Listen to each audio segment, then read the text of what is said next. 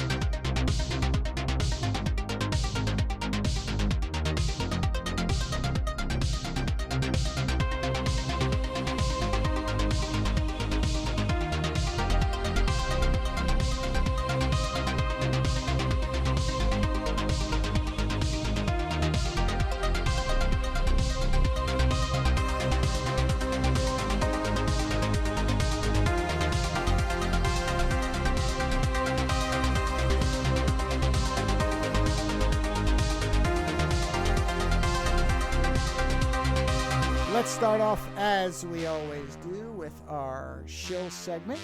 Patreon.com/Ozone Nightmare is the address to support the show via the Patreon platform. If you don't like Patreon or would like an alternative, you can go over to the show homepage and you will see an array of rounded squares to your right as you view the page, face first. The one that has the PayPal logo will let you donate through PayPal.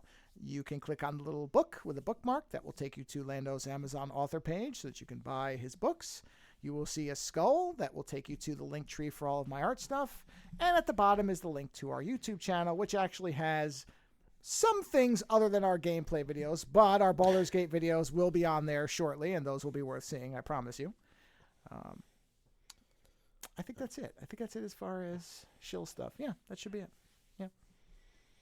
They, I did notice they patched one of the things that we did that apparently is not allowable. Did you see the link I sent you?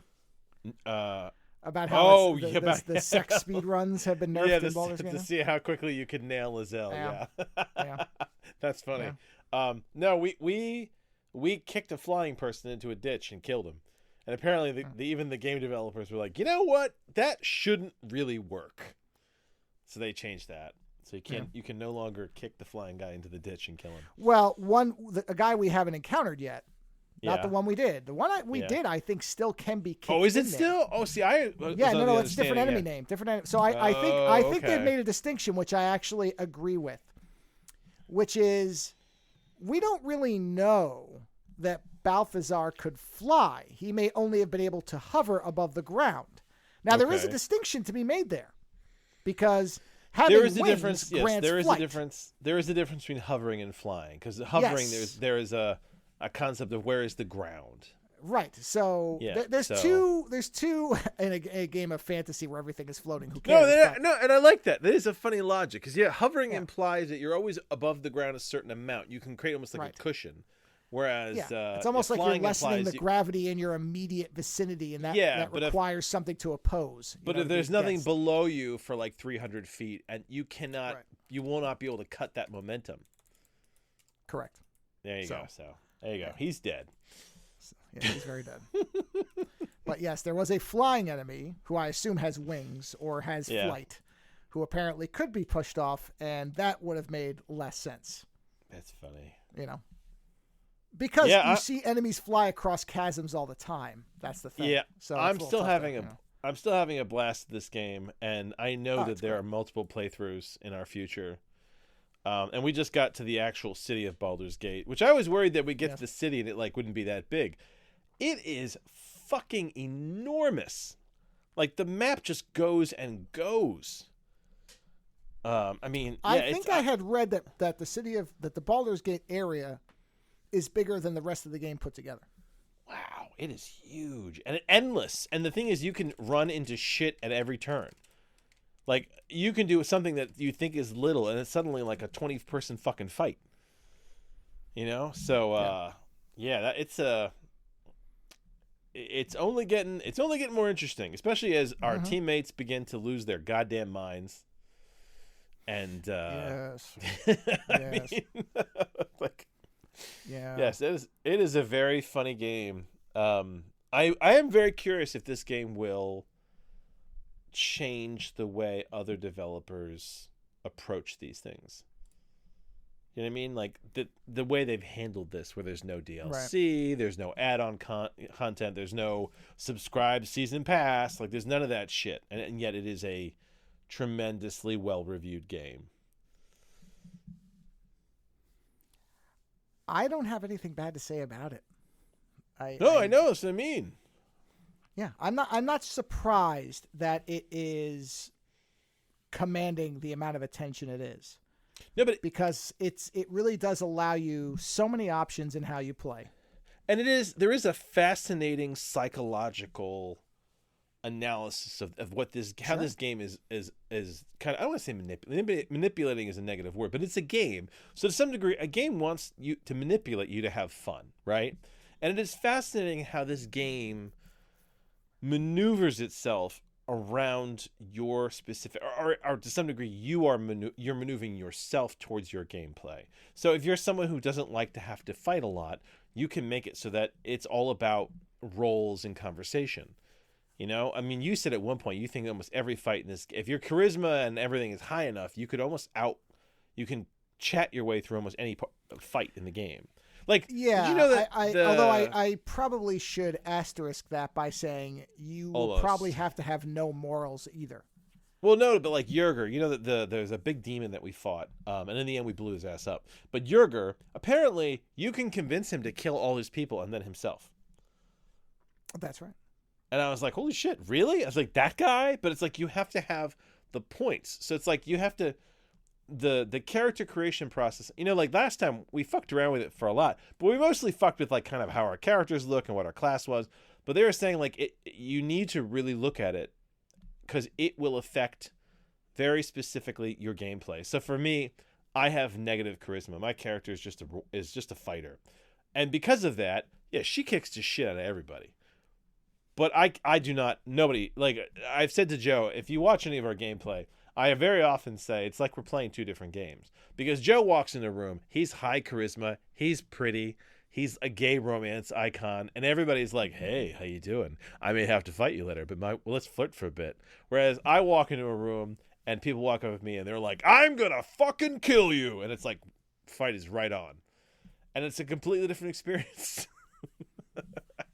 So it is a very striking difference. My door is open to anyone who wants to walk through it, and you are getting doors slammed in your face before you can even say a word. Yeah, and then usually like daggers thrown at me. Yeah, and then the flip of that is that Joey's character is technically in a romance, but he's also managed to bang a drow prostitute, what do you call it? A squid-faced man. Like, I mean, there's all kinds of other shit. Whereas, like, my character's married. My wife jokes around about this, too. She's like, so you're basically married in the game. I'm like, yeah, pretty much. I was like, look, wait a minute. Yeah? Let's categorize this properly.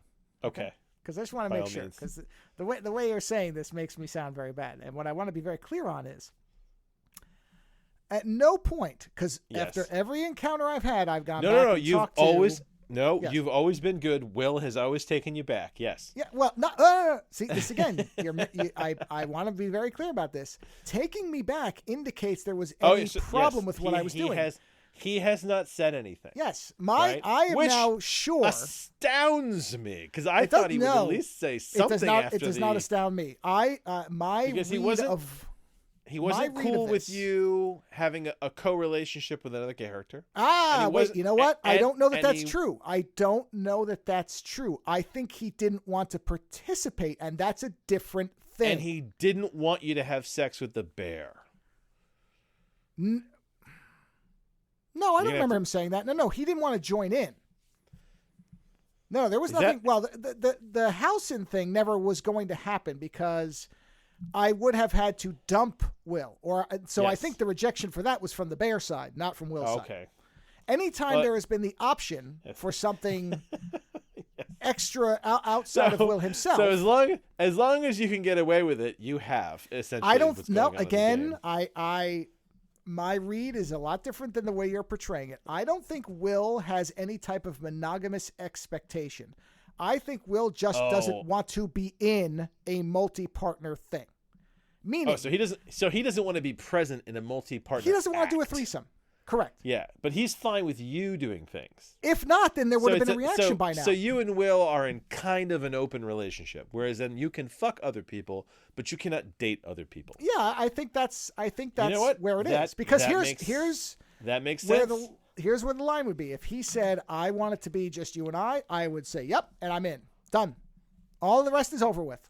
Fine. But that's never been a discussion that's come up. I've talked to him over and over. I don't know if your character would agree with that. Your character flirts with everything.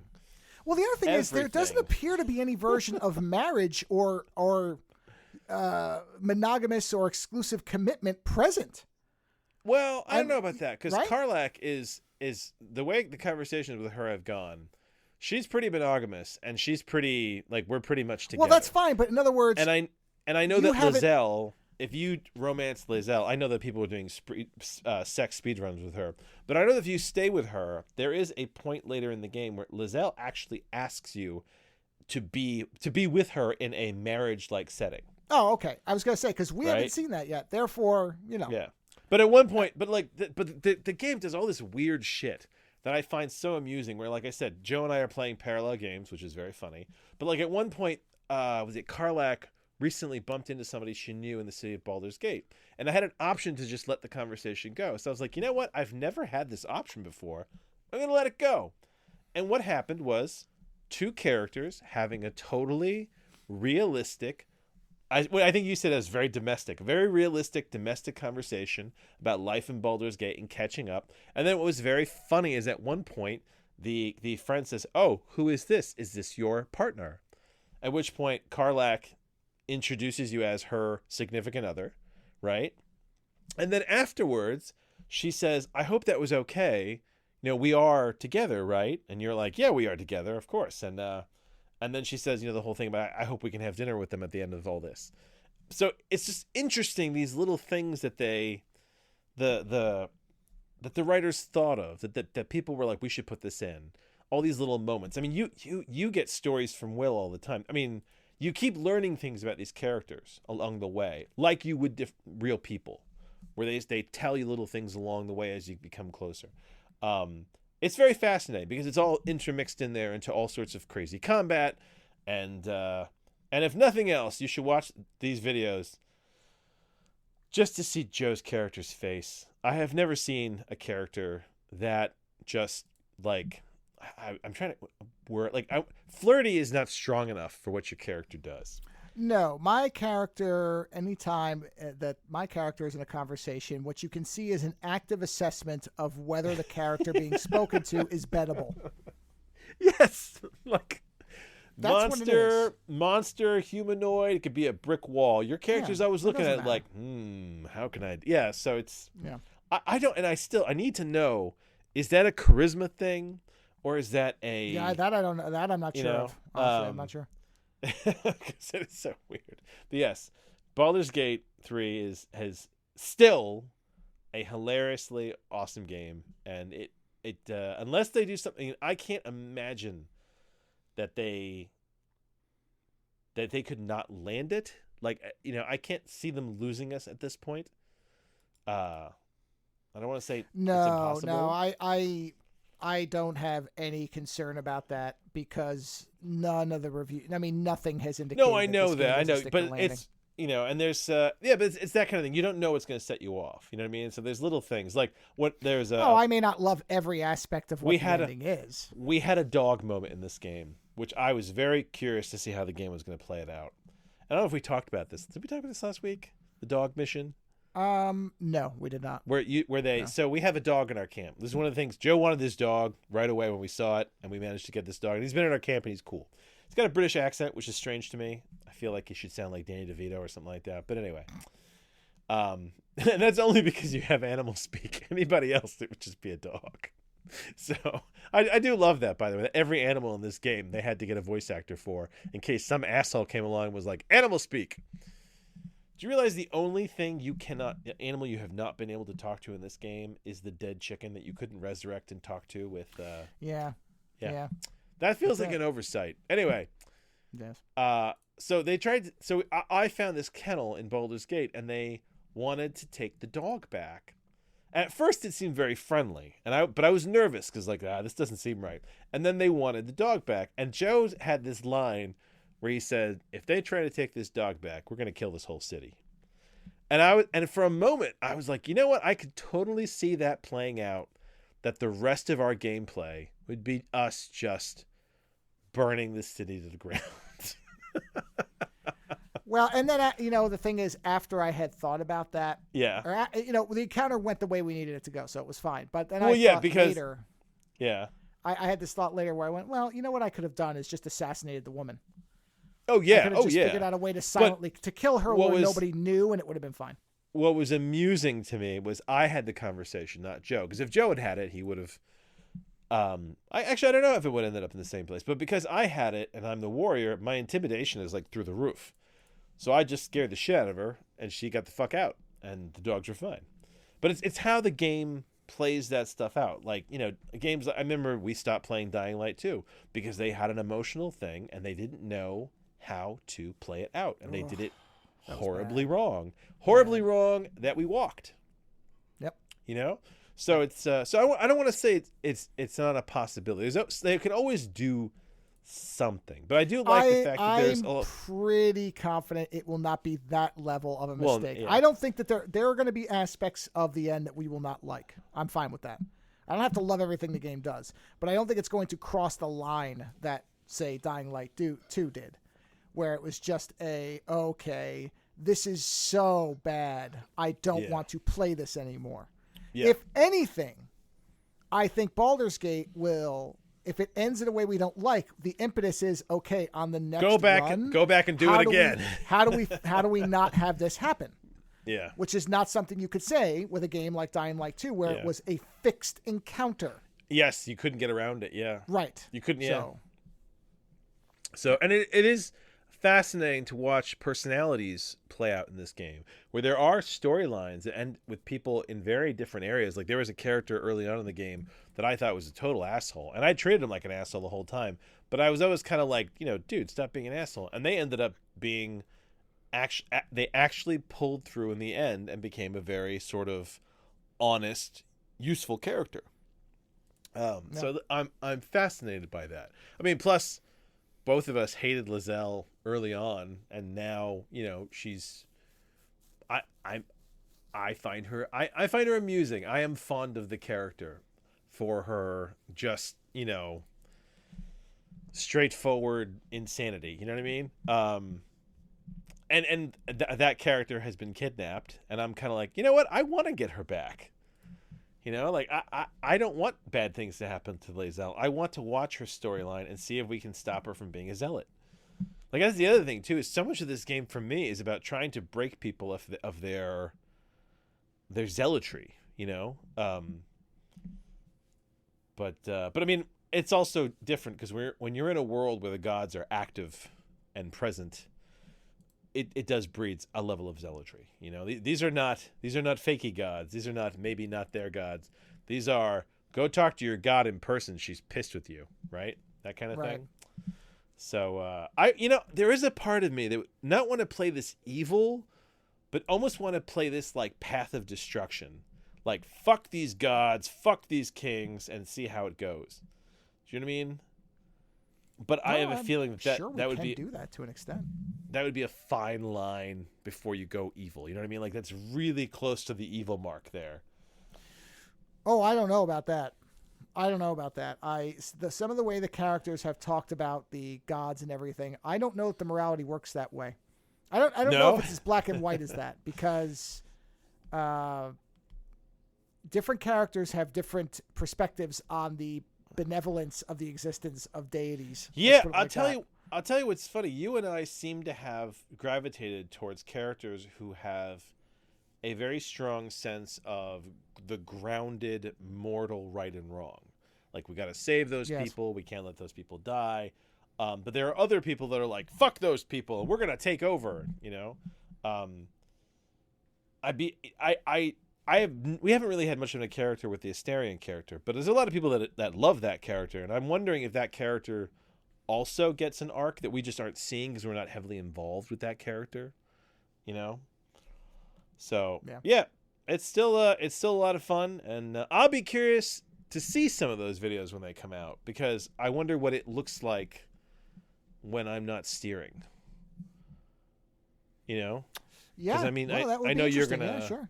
I know you're gonna edit out a lot of the. I mean, you're keeping them to what, like 30 minutes or something like that? Well, yeah, but that doesn't really mean I'm editing things out. It means that basically I start recording, and then once we complete, let's say, a quest and it has an ending, then I stop and then I start another one.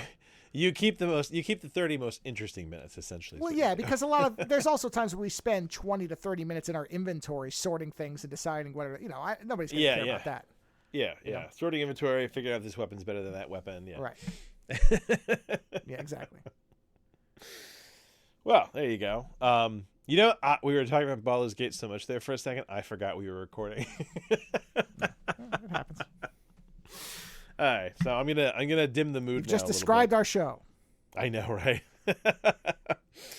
All right, I'm gonna dim the mood a little bit. Joe doesn't really probably have much to talk about this. We talked about this earlier, and he has a different perspective. But I'm bringing this up mainly for parents with children.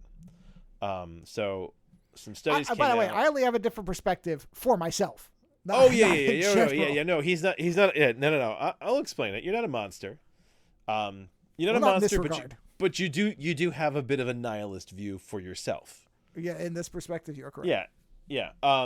So a bunch of studies came out recently. Some of these going back to the past year. So I guess that's recent in the world of science and research. We're essentially saying that a lot of these fabrics, polyester fabrics, have extremely high levels of BPA in them. Also, that the fire retardants and the other chemicals that they're using in these fabric processes are kind of killing us. They had a study where they found fire retardants in breast milk. Fire retardants that apparently hadn't been used in a decade, but they're still in the breast milk of a bunch of women that they tested. And the big thing is, I guess California put out a warning saying, these companies need to stop using these high levels of BPA in their fabrics. Now,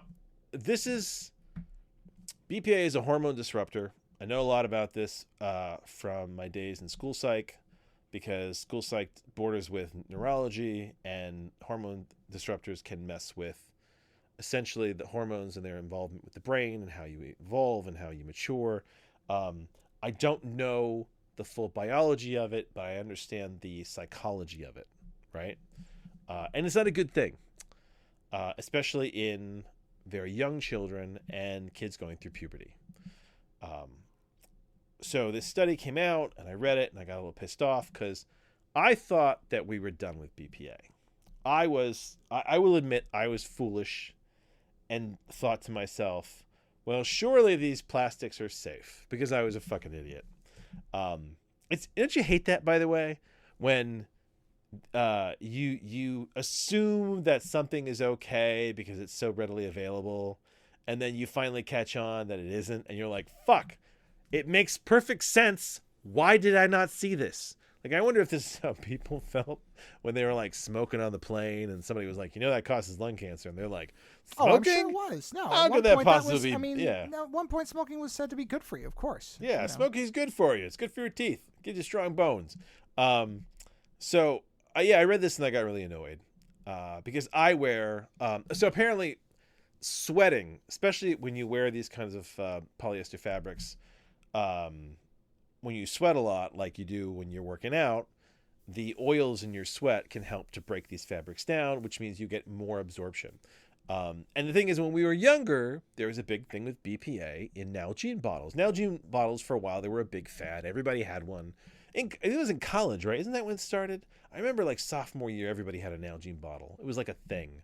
Everybody brought their bottle to class. And that sounds right. Yeah. Right. And then towards the end of, no, it was beyond that. I was doing graduate school. So it's years later, somebody was like, hey, that plastic you're using in your bottles? It's really bad. It's got a lot of BPA in it, which is a hormone disruptor, among other things.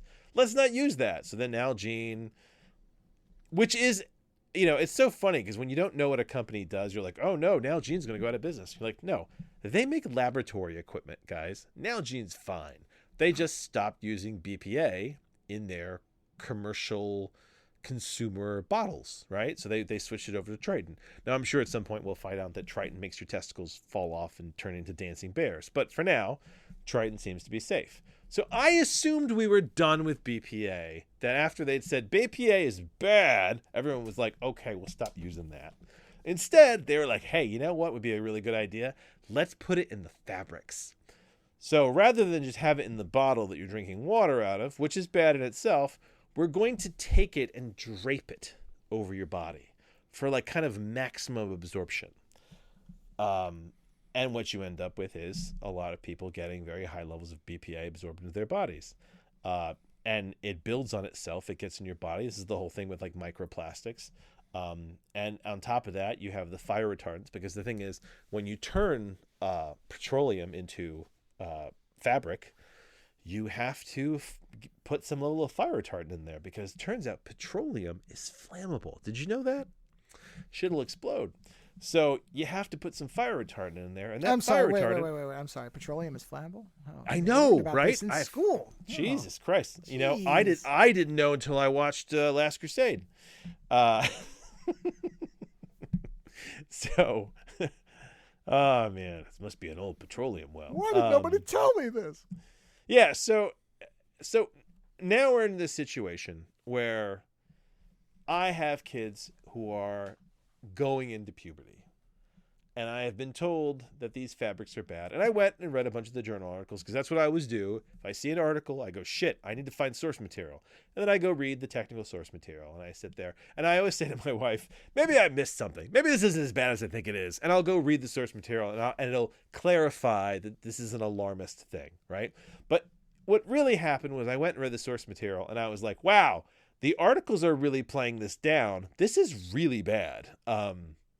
So if you have children, young children, or children approaching puberty, or just children of any age, get them out of the polyester, get them into natural fibers. The fire retardants that they use in these fabrics, the BPA levels are through the roof. We don't know the full scope of what this level of pollution does, because that's what it really is in the end. I told my mother about this, and she had like the greatest reaction. She was like, and she curses a lot. She was like, fuck. So they took the garbage and then they made it clothing and sold it back to you like we're a bunch of assholes. And I was like, yeah, pretty much. I was like, but we thought we were helping the environment, right? Because that's the thing. It's like, well, this polyester is made from recycled bottles. That's a good thing. We're taking the garbage out of the environment. But as she put it, but then you put the garbage back on your body, which was not so good. Plastic is really becoming like the bane of this culture, isn't it? Like that will be our kind of lasting legacy of if we survive. Which even my mother said to me, she's like, so are we just like basically killing ourselves as a society? And I was like, yeah, it kind of sounds like it, because, we've got issues with plastic in the foods. We've got issue with plastic in the water. We've got issue with plastic in the clothes. And as you said, like the other day when we were recording, you're like, 75% of this room is plastic. We are surrounded by it, and it's getting into our bodies, and it's changing things, and it's changing the world. It's killing the environment. So now when I told Joe about this, to clarify Joe's position, Joe said, well, something's going to kill me anyway. I don't know if it'll be this in the end. That was your logic, right? It was basically that at this point, there is so much Alzheimer's / dementia on one side of my family and cancer on the other, that at this point, I don't care, because it's not going to... I don't believe it's going to get me any faster than either of those things are. Here's the other thing, too. This is why I'm not so worried about Joe. Joe doesn't really work out that much. He doesn't like to sweat. And you've basically been wearing cotton T-shirts like your whole life. Well, there's another aspect, and not to reveal too much to people for visuals, but I barely ever wear a shirt outside of work. I'm not wearing a shirt now. I don't wear shirts unless people can see me. So honestly, my exposure level is 50% of what most people's. Oh man, yeah, it's just the reality of it. I don't wear shirts. No, yeah, and the thing is, I have to wear shirts because I sweat like a beast. And when I'm working out, I wear shirts like that. I wear polyester. I wear Under Armour. You know, like I fucking love Under Armour, and like 99% of Under Armour is polyester. You know, so it's annoying to me, especially since my wife is immunocompromised, and she was told that this could have an effect on her, so she has to try and stay away from this stuff. So it's irritating. It's one more thing not to trust. You know, I said to my wife, I was like, this is one of those moments where you stop and you look at society and you're like, where are the fucking safeguards? And you're like, well, I mean, a lot of corporations don't even know where they get their fabrics from, because the fabrics, they have products that are made by a subcontractor. That subcontractor gets the fabrics from somebody else a lot of the times. And the people they're getting it from are trying to get those fabrics manufactured for the lowest dollar, right? So what do? You get bottom of the barrel chemicals and bottom of the barrel plastics. Apparently there's like over 40 different plastics that can possibly go into polyester. It's a fucking mess. It's unregulated, and it is a pollutant. It is a pollution that we are putting on our bodies. And polyester got really big when we were young, because I mean when I was really young, polyester was considered like cheap shit. And then as I was getting older, suddenly you started to see it everywhere. Like when I was in probably college, when suddenly polyester shirts were like the thing for fitness. Do you remember that? Oh, absolutely, yeah. It's like you said, this has been true of almost every synthetic thing. It's been this is the thing. This will solve X problem. And that's, wasn't it rayon at one point or whatever that's called was the big thing, and then it was spandex plastics were the best for the, whatever new thing they come out with becomes the best. Silk, for whatever. man. I love silk. Now, I know that silk is expensive, but when I was younger, my dad had these he had a silk jacket. I don't know where the fuck he got that thing, but it was like a parka made of silk. It was from like the 70s. And that thing was like, I was worried because it was silk, but my dad was explaining to me like, proper raw silk is really tough. And then later on I found out that the first liners for the Navy air pilots in World War II, their first liners were made for their uniforms were made with silk, heavy duty silk. And then eventually it was switched to rayon because they ran out of silk and rayon's cheaper. And having experienced heavy duty silk a few times in my life, that shit's amazing. It's expensive. And that is the problem with this, is that polyester is the fast food of fabrics. It's quick, it's easy, it'll kill you. So I just want to put that out there for anybody who may have missed it, anybody who has kids, anybody who's worried, because you know what? We still don't know where autism comes from. There's a rise in learning disabilities. I do believe that we are killing ourselves, we're killing off the human race through pollution. We still are. We act like everything's okay, but everything is far, far from okay. And maybe we'll destroy ourselves before the environment catches up with us. I don't know. But to switch gears here, I have a question of the audience. This is a different area. No. It was brought to my attention recently that my wife does not recall what people are wearing in her memory, right? Like, unless it's a thing. And I was like, well, I mean, am I just a floating head? Am I naked? And she's like, no. She's like, it doesn't matter to me. So like, I know you're there. Like in the memories, she knows I'm there, but she has kind of like a first person shooter memory where it's like she's there and she knows I'm there, but I'm usually kind of next to her or we're driving. So like she knows I'm there, but like she doesn't remember how I was dressed or like any of this shit. And I was like, really? I was like, that at all? I was like, especially the way I dress. And I was very confused because I remember, I realized recently, I remember the fabric content of the pants my wife was wearing, which came in handy because we were talking about, all this fiber shit. And I was like, well, I said to her, I was like, at least those pants will be okay. And she was like, which pants are those? I was like, these ones, they're 100% cotton. And she was like, how do you know that? And I'm like, because you told me once. And she's like, yeah, years ago, probably. I'm like, yeah, I remembered. The useless shit that gets stuck in my head. I don't know. So she doesn't, when she looks at her memory, she doesn't see the way people are dressed. She doesn't, it's not important to her. So it's just the faces and the presence, and everyone's nondescript. When I dream, and when I remember people and I remember situations, I remember how everyone's dressed. I remember the accessories. I remember shoelaces. I remember everything about their appearance.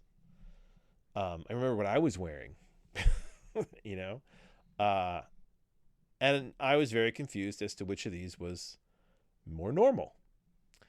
So I asked Joe, and your explanation was that you basically put everybody in a uniform, right? Pretty much, yes, that's correct. Yeah. Which, by the way, I told my wife the uniform that you have me in, and she was very confused. She was like, why are you wearing a black motorcycle jacket and sandals?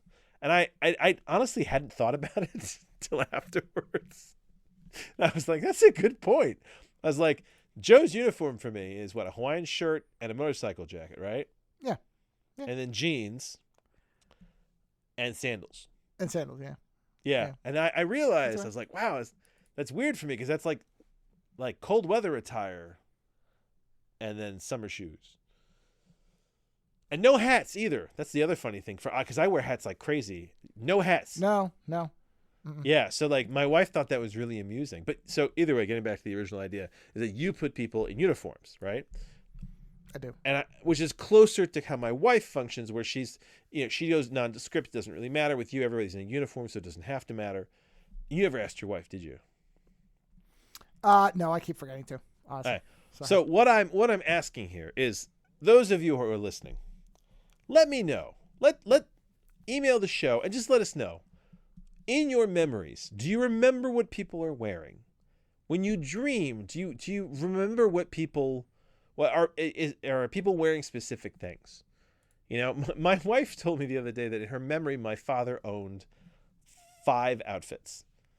Right, 2 of them were tracksuits, and then one of them was all leather, and the other one was they were 2 suits. Whereas my father owned more than 100 insane fucking suits. It was a hobby of his, and some of them were crazy, like even I wouldn't wear some of these.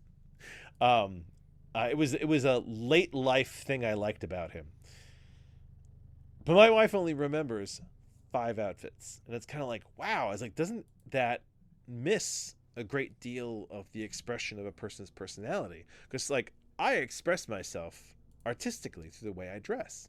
But in my wife not remembering how I've dressed, it's like she's forgetting an artistic element of my personality. It was definitely a curveball for me. It's clear this disturbs you far more than I. It disturbed me because I think I've said this before. When I was younger, right, and I wasn't as empathetic, I assumed that everybody had a basic level of mental function, right? We were all of a similar intelligence. We were all of a similar imagination, and it was up to your effort of will to decide what was important and what you did, right? So well, I don't think that's a function of empathy. I think that's a function of it's. I never expect anybody to think that people think in a different way than they do in certain ways. When you look at your perspective on the world is what you assume everybody's is, because we all form our own version of what the truth is. It wasn't even perspective. I just thought everybody could see what when you have a problem gets brought to the table, right? Yeah. I assumed everybody could see the same solutions I did, and it was just a matter of who spoke up that's first. not. But you would know that's not true as soon as you discover what politics are. No, I know that, but I was a kid, right? And that's what I'm saying is when you're a child, empathy I don't think is even a consideration. I know, but the thing is, I was a kid. Not in the way that we think about it as adults. A child's version of empathy is, you don't want to see your friend crying, and that's as far as it goes. You don't start to think about, what else is going on in the world. You don't go that far. As I got older, I had this realization that people didn't think the way I did. That people didn't see the things that I saw. That I had more imagination than a lot of the people around me, right?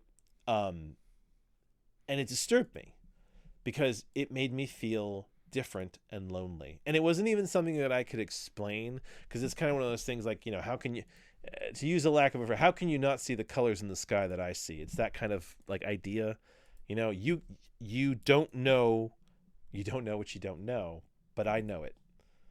And I can try to explain it to you, but you won't understand. And now I feel lonely. And at that point in your life, it's one of those things like that's the period in your life where you feel the most lonely, right? So it made me feel very lonely that I was like that.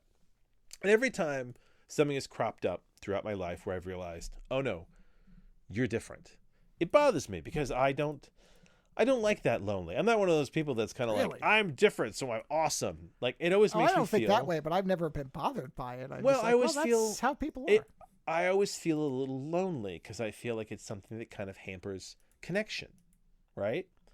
I want to have a connection, especially to certain people. And I always worry that connections I have with people can sometimes be disrupted by our differences that we're unaware of, right? It's one of the reasons why I try so hard to track people's personalities and how they function and how they are, because I want to know what their reactions are. I want to know how they're going to react. I don't want to be surprised. I want to be like connected and involved, and I don't want them to feel lonely because they say something to me and I go, how could you think that? Right? I would rather them say whatever they want to say and say, I totally get it. I totally get your point of view because I understand you as a person. I think I said to Joe at one point that if my brain was like a a detective's office, right? The largest folders in my mind are basically my wife, my kids, my mother, and Joe. That's the largest dossiers I have, because these are the people that are involved in my life on a daily basis, right? So when I realized something about me that is different than my wife that I did not know about, there was something that never got addressed till we were in our fucking 40s. I'm kind of like, holy shit, how did I miss this? This is a key function. This is the narrative of memory. This is an area that I'm fascinated in. And how did I never discover this? So then to discover that not only is my wife like this, but that I might be the odd one out, that's even stranger to me. And it does disturb me a little bit because it's the whole, how did I miss this? It's the whole, was there always a door here? How did I not see this door? Am I losing my fucking mind? So I am curious to our listeners. I want to know if you see how your memory works. Do you see people dressed, or do you see things completely differently too? If you're somebody who only remembers, faces, right? I have the door open to the possibility that there's all various different kinds of memory. So your narrative, your historical narrative, could be very different from any of ours. But I'm curious. So if you've got some time and you're willing to open up a little bit, we won't name any names. Of course not. Yeah, I'd be fascinated to know the way your memory works, the way you remember things, the way you remember people, and how that feeds into your narrative.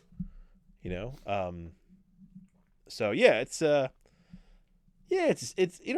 I'm not disturbed like it ended my day. I still fell asleep that night, but it's like one of those things where you're like, how the fuck did I miss this? It's like discovering suddenly that your spouse likes something a lot. And you kind of sit there and go, how did I not know that you like this? I'm usually so observant. Oh yeah. See, and I'm very accustomed to my wife having that. Because the other day I was listening to White Zombie, and I don't think she's ever heard me listening to it. What are you listening to? So I'm listening to White Zombie, and she kind of gave me this look. I'm like, yeah, I know it's shit. I don't care. Like, I was in the mood. I wanted some Halloween flavored chewing gum. Come on. But she probably never has heard me listen to it because I don't listen to it. It's like every 10 years I get the urge to listen to 3 or 4 White Zombie songs. The most Rage Against the Machine I ever listened to was in your car. There you go. See? Right? I mean, there you go. So, yeah. Man, did I tell you I heard an Aphex Twin song in a Starbucks the other day? Wow, really? Which one? Oh man, what was it? Was it On? No, it wasn't On. On is the one it? you would No, I think it wasn't Couldn't have been Come to Daddy. Couldn't have been. It was not Come to Daddy. Are you kidding me? I was gonna say that would have been amazing. And it wasn't Widowmaker. It was one of the other more poppy ones. What's that one that's like dun dun dun dun dun dun dun dun dun dun dun dun? Okay, it's I have no idea what you're humming. Yeah, it was very like it was one of his more happy songs, like happy techno. Okay. No lyrics, no voices, just his very. I'll find the song and I'll send it to you. Yeah. But I heard it and I was like, holy shit, what the fuck is Aphex Twin doing in the coffee shop? And it wasn't even like, it wasn't the radio. Like, oh no, they have their own CDs. Yeah, channels, exactly. Yeah. And this was like a Starbucks, official soundtrack. I'm not extremely surprised by that. I was surprised. Nah, I did not expect to hear Aphex Twin in a Starbucks. Only because there are songs of his that are very made for that. I would, honestly, it should have been Milkman. Like either of the ambient albums has multiple tracks that. God, should have been Come to Daddy. But no, I'm not overly surprised by that. I mean, I think there is at least some latitude in the stores for them to create their own stuff too. Well, because otherwise, he's kind of vanished from the world. Like, I know who Aphex Twin is. You know who Aphex Twin. But, no one talks to me. And like, I never hear Aphex Twin on anybody's radio or anyone else. You have to remember, he didn't release an album for something like 10 years. I know, he was only dumping stuff on SoundCloud. Now he's put out a couple albums. He just put one out, which I'm surprised. I like the album. I think it's good. I love know Cheetah. Some people really don't. Cheetah is my favorite track on that album. Well, there's Cyro, there was Cheetah, and the new one is called, what is the new one called? I got it. I don't remember the name of it, but I liked it. I mean, and it feels like something, I will say it does feel a little bit more commercial, but that doesn't mean anything to me. I don't care. It could just be the way his mind is going. I mean, he did video game soundtracks. It's called Black Box Life Recorder 21F. Or something like that. What? It's a weird name. I mean, it's intentionally one of those. Yeah. So basically, the recent ones were Drug Use or Drug Use, whatever. Yeah. Which I thought was okay. Cyro, which I liked. Collapse, which I liked. Cheetah, which I liked, and then this Black Box Life Recorder one. I thought it was honestly. I thought that one was pronounced Drooks or something like that. I don't know. I always pronounced it literally, which was Drug Use, which is like drug use. And I liked that album. That was really good. That had some really good tracks. I mean, listen, I never enjoy every Aphex Twin song, but I always enjoy a lot of Aphex Twin songs. Let me think about it. The only album I enjoy beginning to end, every song equally, is Ambient Works, Selected Ambient Works Volume 1. I love Selected Ambient Works Volume 2, but some of those tracks are very depressing to me because of when I listen to them. So I can't really listen to them anymore. What is that song? Is it Nanau, N-A-N-N-O-U, or is it N-A-N-O-U? Well, Volume 2 doesn't actually have any names except for one. One has an official title, the rest don't. I think that's on the Drooks album. That one. I think you're right. Let me see. I'm on the Aphex Twin site, which is not user-friendly, expectedly. That song came on. Nanu 2. Nanu, yeah. That song came on in a very depressing point in my life, and whenever I listen to that song, it makes me sad. Yeah. Yeah. But, like, what's weird is that I listened to Ambient Works Volume 1 through sort of, as you'd put it, a very dark period of, like, college when a lot was going on, and I listened to it so much that to this day, when I listen to it, it does give me a strange feeling. Like, I will sometimes write to Ambient Works Volume 1 because it puts me in a strange headspace. Volume 2 does that. That was my college album, was Volume 2. Yeah, there you go. Well, I've got 1, you've got 2. Yep.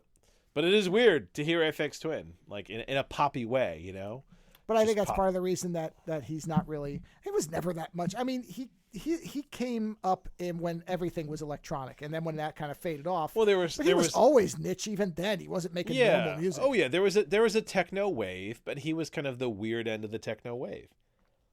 Well, also he had the Window Licker and the Come to Daddy videos were huge videos.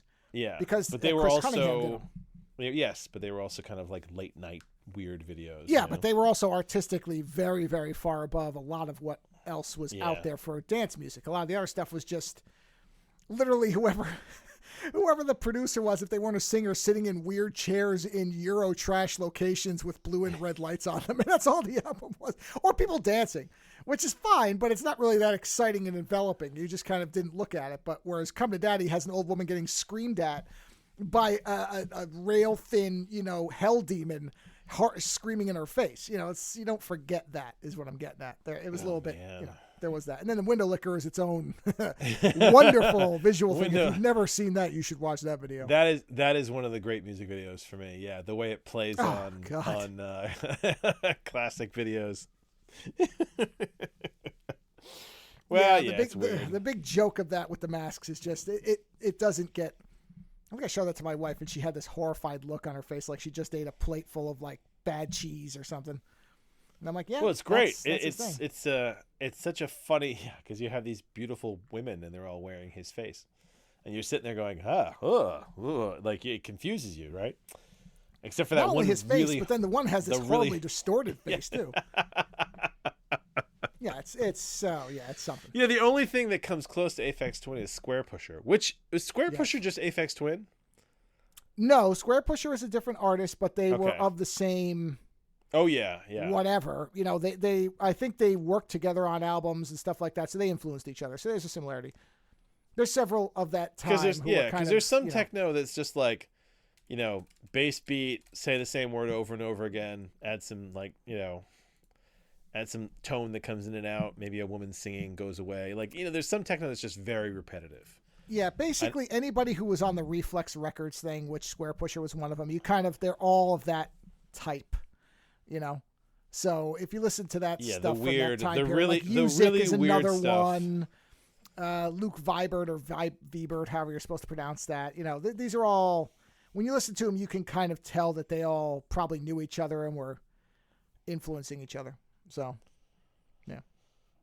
That's not a huge crowd, is it, at that point? For that type of music? Crowd. Yeah. No, I don't think it was, because a lot of these guys were like Aphex, where they were making their own sound effects. So obviously that's going to be a select group of people. It's like anything else. You have these people who you find out were all of kind of the same DNA in their form of creativity, and they tend to sound or do things similar. It's the whole thing when like a couple movies come out all about the same thing, and you're like, oh, did these people copy each other? And then you realize, no, they're all produced independently. It was just an idea that a bunch of people had the same influence and made the same kind of movie. Armageddon and Deep Impact. Both asteroid movies, 13th but Floor, different. Oh yeah, 13th Floor and Matrix. And Matrix, yeah. Sure. There's a few of those, yeah. So it's interesting, and so you have a lot of artists. It's like the grunge movement, where like all of a sudden. Now, I do believe that grungy music had been there for a lot longer than the movement, but that suddenly it became popular and it became poppy. Oh, sure, yeah, of course. As with most art forms, there's usually a far longer history to it than people think. That's just how it works. Yeah. But speaking of different variations of the same thing, this I don't think I've ever done in the whole history of the show, which at this point is saying something because we've been on for a little while. I don't know that I've ever reviewed a movie and its remake having watched them within 24 hours of each other, which was not the plan. This was an accident. Have you ever done that? No, I don't think you've ever watched a reboot, remake, and then reviewed them in the same show, having watched them so close together that I actually have comparative clips. We've discussed remakes and reboots. But I've talked about Suspiria and the other Suspiria, but I had watched them years and years. They were far. Yeah, of course. Yeah. I'd seen the first Suspiria so many times by that point that the new one was. Yeah. But this was as I said, an accident. But once I realized what I was watching and that it had been remade by a filmmaker we both love, I thought, okay, I'm going to go ahead and watch the remake. So Criterion, as with so many things, this is where it starts. They added a new collection called Noir-vember. And I went, ooh, I like noir films. Yeah. So I pulled up the collection and I was kind of scrolling through it. And I came across a film, and I did not even think about the fact that this was a movie that was remade. I just liked the description of it. It was a movie called Nightmare Alley from 1947. And I thought, oh, okay, this is kind of an interesting description. This sounds like a neat movie. What year was it? Synopsis. 1947. And so it's a one-line synopsis. The rise and fall of Stanton Carlyle, a mentalist whose lies and deceit proved to be his downfall. That's the description. And I thought, okay. Oh, Jesus Christ. This one. Have you seen this? No, I know the remake. I haven't watched it yet. It's on my list. You haven't watched the remake? I have not, no. Okay. But I was curious because, what's his name? Guillermo del Toro. Del Toro did the remake. That's why I was saying. That's why I'm like, oh, this is a Del Toro film. Well, I wanted to watch it like you, and this kind of gave me the shove to watch it. So, but like I said, when I started to watch this, I watched the movie, I did not even realize it was a movie that was remade. Only when I got to the end, and I went, okay, I like to read about these movies after I watch them, because I'm always kind of interested. Oh, that must have been a moment too, to be like, oh my God, wait a minute. Yeah, to realize this was that movie. Yeah, it was very. Yeah, it was a strange thing, and that's where I went, okay, yeah, I'm going to have to watch the remake right away now, because I'm fascinated by, number one, you're talking about a movie that is, the remake is 74 years later, because 2021 from 47 is 74, right? Math is not my strong suit. Nor mine, but I'm pretty sure I'm right about that. So, yeah, it is a 74-year Yeah, and you know what's crazy? Gap. That is not a short movie for 1947. An hour and 50 minutes long. Like, that is a long fucking movie for that day and age. It is. Yeah, it is long, although the remake is longer.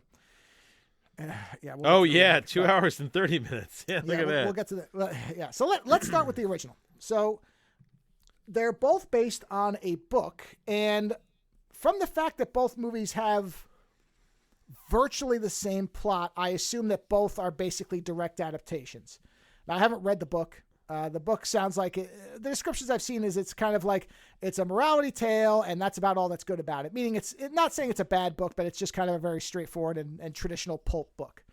But like I said, the storylines are identical. So the fact that there's really no variation whatsoever in the story beats at all, to the point where I will play lines and it's like they just copied the lines from one movie to the other. I assume, and those are probably right from the book.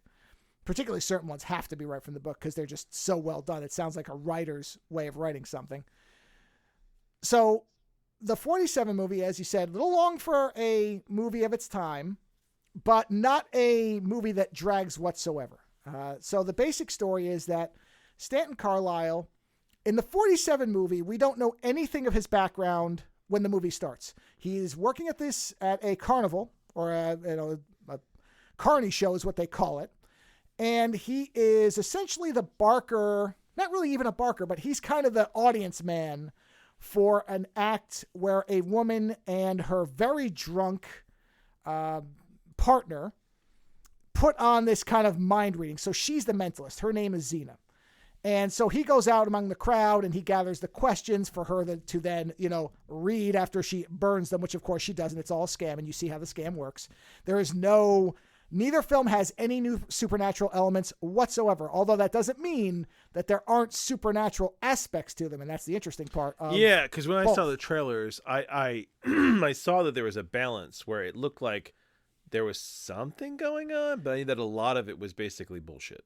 Well, the only part of it in both films that appears to have any extraordinary anything is the tarot cards. The tarot cards do appear to work from what we see. Now, you could make an argument, though, that that's just as much the reader projecting onto the person being read, because that's a lot of what both these movies are, too. So it's hard to know, because in both films, when Xena reads the cards, Stanton does not know what the cards mean. So she's telling him what the result is. Now, I don't know anything about tarot reading. For all I know, her reading is correct. But I've also, if I recall, I think I've read that certain cards can mean many things. So again, there's lots to these movies in terms of what's actually going on. There's a level of psychology in these things, Yes, and psychology is a huge part of this, because in both films, what it really is about somebody who becomes so absorbed with his own success that he then engineers his own downfall. So it is exactly what they say it is. So this is the first clip I'm going to play, which is to lay out, who Stanton is and kind of his love of this carnival scam thing. So I'll play this. What's the boss been razzing you about? I was just asking him about that guy that does the geek business. That's always a sore point in a carnival. Why? Geek is one of our biggest draws, but a lot of performers won't work a show that carries one. I can't understand how anybody could get so low. That can happen. I want to thank you, Zena. Me? Uh-huh. What for? For being so nice to me. Helping me with my spiel and everything. Oh, I think you've got something, Stan. Honest? You like this racket, don't you? Oh, lady, I was made for it. I had all kinds of jobs before this one came along, but none of them were anything but jobs. But this gets me. I like it. All of it. The crowds, the noise, the idea of keeping on the move. See those yokels out there? It gives you sort of a superior feeling, as if you were in the know and they were on the outside looking in. Kind of hard to explain, but I like it. I like you too, Zena. So basically, right there, you start to get the seeds of his way of looking at the audience, that they're less than him, that he enjoys this feeling of power. And so, he, as Zena says, he has this showman quality, and, I mean, it's an actor. So when he's talking, he has this theatricality, and he talks in a lot of ways almost like a preacher or a minister, which both movies have that aspect, and they both start to involve the kind of idea of where he's crossing a line or not, which we'll get to later. So basically, he's doing a show, and it's Xena, and Pete is the person. Oh, and I do mention this. Do you know what a geek is when they're referring to that in terms of carnivals? Do you understand what that is? Someone who bites off the heads of chickens? Yeah. So this is, I'd heard this term. I'd never really looked into it because I've always found the idea of the way carnival performers were treated in the old days as just disgusting. It was people looking down on them as freaks and weirdos. I never liked it. So I never got into that whole world. I never really knew much about it. And one thing about this movie, the 47 movie, you never really see anybody who would be what you would expect as carnival folk outside of everybody looks like a movie star. So even though the geek is a prominent part, and there's that specific thing where he says, how does somebody, because they do the thing where they throw a chicken into a pit and you are made to understand that he has bitten the head off and eaten it. And throughout the movie, the geek character, and for those who don't know, this is a person who is essentially portrayed as a missing link type, where he's supposed to be, is he a man? Is he a beast? Is he both? And this was a thing that actually happened where this person would generally kill and eat parts of live animals as a sensationalist way of getting people to gawk at them. And so that was a real thing. And where she says that thing about people don't like to work with them, that was also true, that a lot of carnival folk who felt that their profession was a little bit more noble did not want to be part of any show that had a geek in it. In fact, it was illegal in many parts. And in both films, that becomes one of the reasons the cops show up at one point. So he basically looks at it and he can't understand how anybody would allow themselves to do that. And that's where Xena says it can happen. And what you find out is that Pete, who is her partner, is a fall down drunk. He is just falling apart. And when, Stanton's talking to Xena and she says, we used to be a great pair. We had this really great system where we had worked out a code where we could have made the big time. But, Pete got, he fell into hard times and he started drinking and we're never going to be able to do it. And Stanton in the 47 version is a very interesting character because he really falls on both sides of the morality spectrum. There are times where he is legitimately caring and taking care of people and seems like a good person, but he will immediately, when he sees an opportunity, dip into opportunistic self-absorption where he is not afraid to use anybody for anything. And that's something that changes in the Del Toro version, which I'll talk about when I get to that. But in this one, he really just goes back and forth. And characters actually comment on it. And he himself is aware of it. He actually says at points he doesn't understand why he's the way he is. But he does talk about the fact that I think he says his father, believed in God and it was all a sham. And there's a big aspect of that, too, where there's this kind of, and this makes sense for a 47 film where, characters like, be careful you don't piss off God. That's a bad idea. But interestingly, it's more prominent in a lot of ways in the new film than in the older one, but it's definitely there. And so he basically says this thing, he's like, well, couldn't I learn the code? Couldn't we, do the act and try to make more money and get out of this? Because, we could do bigger and better things. And Xena seems to consider it because what she talks about is that she wants to be able to put Pete into treatment, which at the time they called the cure, which is, treatment for alcoholism.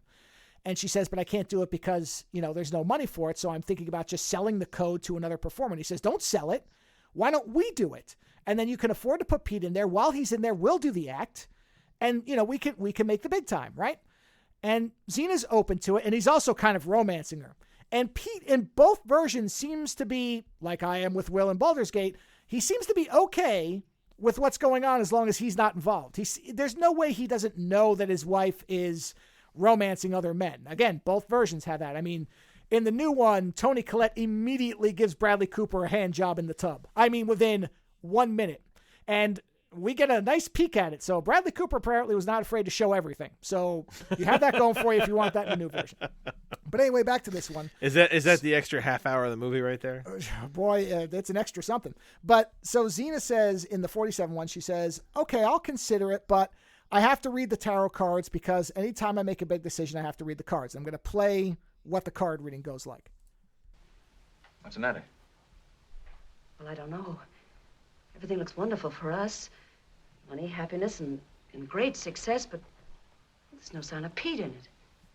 How could he be if he's away taking the cure? Yeah, but there's no sign of him anywhere, dead or alive. Oh. Yeah, maybe this is Pete. Did you knock this off the table? No, you must have dropped it yourself. Don't see how I could. Was it face up or down? Face down. Are you sure? Yeah, why? Couldn't be like that. It's too awful. It's too crazy. What's got into you? Get your bath and get out of here. What's the matter? It's all off, Stan. The act? Everything. But what have I done? Nothing, but I can't go against the cards. You don't believe in that junk. I didn't used to, but time after time they told me I was going to ruin Pete's life, and I went right ahead. Here's Pete's card. Or what are you worrying about? Is this the one that was on the floor? No, this one. You see what it means? Are you satisfied? Xena, it just doesn't make sense. Maybe not. Maybe it's silly, maybe it isn't. Listen, honey. We've all got to die sometime. Sure, but when a card falls on the floor, whatever happens, good or bad, is going to happen fast. And when a card falls face down, it's bad. Oh, Xena, that's for the chumps. It's been true of Pete and me so far, hasn't it? Honest, Xena, to see a smart girl like you fall for one of your own boob catchers, I give up. Yes, sir, I give up. So Stanton's about to leave, and, he's like, fine, you don't want to do it, we don't do it. And basically, but he's doing it as a manipulative way of making Xena reconsider. Like she's ruining now his dream of getting out. And so she says, well, I guess I'll think about it, but I don't think so, right? So, and when what they don't say, but of course she drew the death card. And because it was face down, and you could tell Stan doesn't know what any of it means. Again, this is a thing where that character is saying things, and whether they're true or not, the character she's telling them to doesn't know what they are. Does he not know that's the death card? Well, he picks it up, but he doesn't. In other words, he knows nothing about. So it she says never. Death, but so she never. So it says death on it. It says death, but again, Okay. Even I have been told and have read that the death card doesn't necessarily mean death. Now, maybe because she says it fell on the floor and it was face down, so I guess maybe that means something. But he doesn't, as you can hear, he doesn't believe in any of it. No, he thinks it's all bullshit. Yeah, so he's kind of sitting there going, "Really?" It's like, you're gonna do this because of the stupid cards? Yeah, I get. Right. You know what? Listen. I side with him on this. Right. So if she believes, then she will make it happen. Right. So he basically kind of goes, okay, and just kind of assumes that it's not going to happen. And so then later that evening, he's hanging around, after the shows are all done, and he runs into Pete, and Pete is trying to buy a drink from the head of the carnival, and the carnival head is like, no, I'll get in trouble with Xena. You're drinking too much as it is. I'm not going to give you any drink. And Pete's kind of like going crazy and, needs a drink. And he goes to Stanton. He says, hey, can you do me a favor? Oh, I'm sorry. So Stanton had already bought some alcohol from the same guy, the guy who ran the carnival, because he's fine. So he bought a bottle.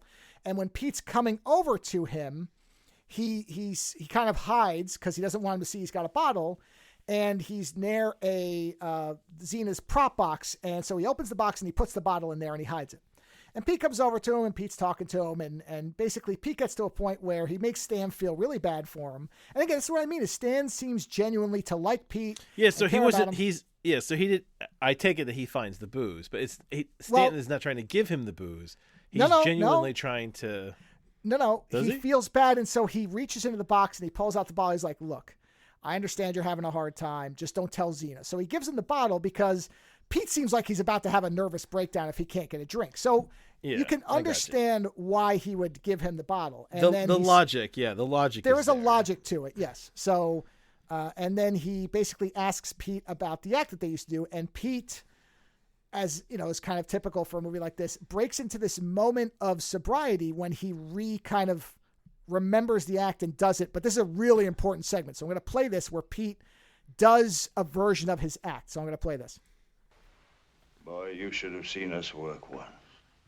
I heard you were pretty good by yourself. Chord from the orchestra, amber spot, and I'm on. Make my spiel, good for one laugh, plenty of mystery. Yes. Go right into my reading. Huh. Here's my crystal.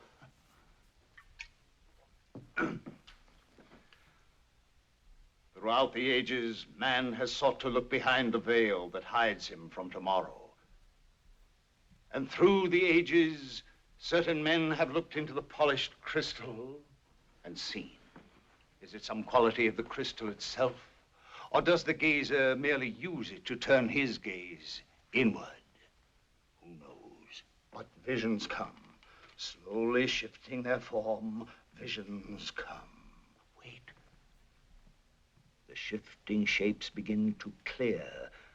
I see fields of grass and rolling hills and a boy. A boy is running barefoot through the hills. A dog is with him. A dog is with him. Yes. His name was Jip. Go on. See how easy it is to hook 'em? Stock reading. Fits everybody. What's youth? Happy one minute, heartbroken the next. Every boy has a dog. Steady.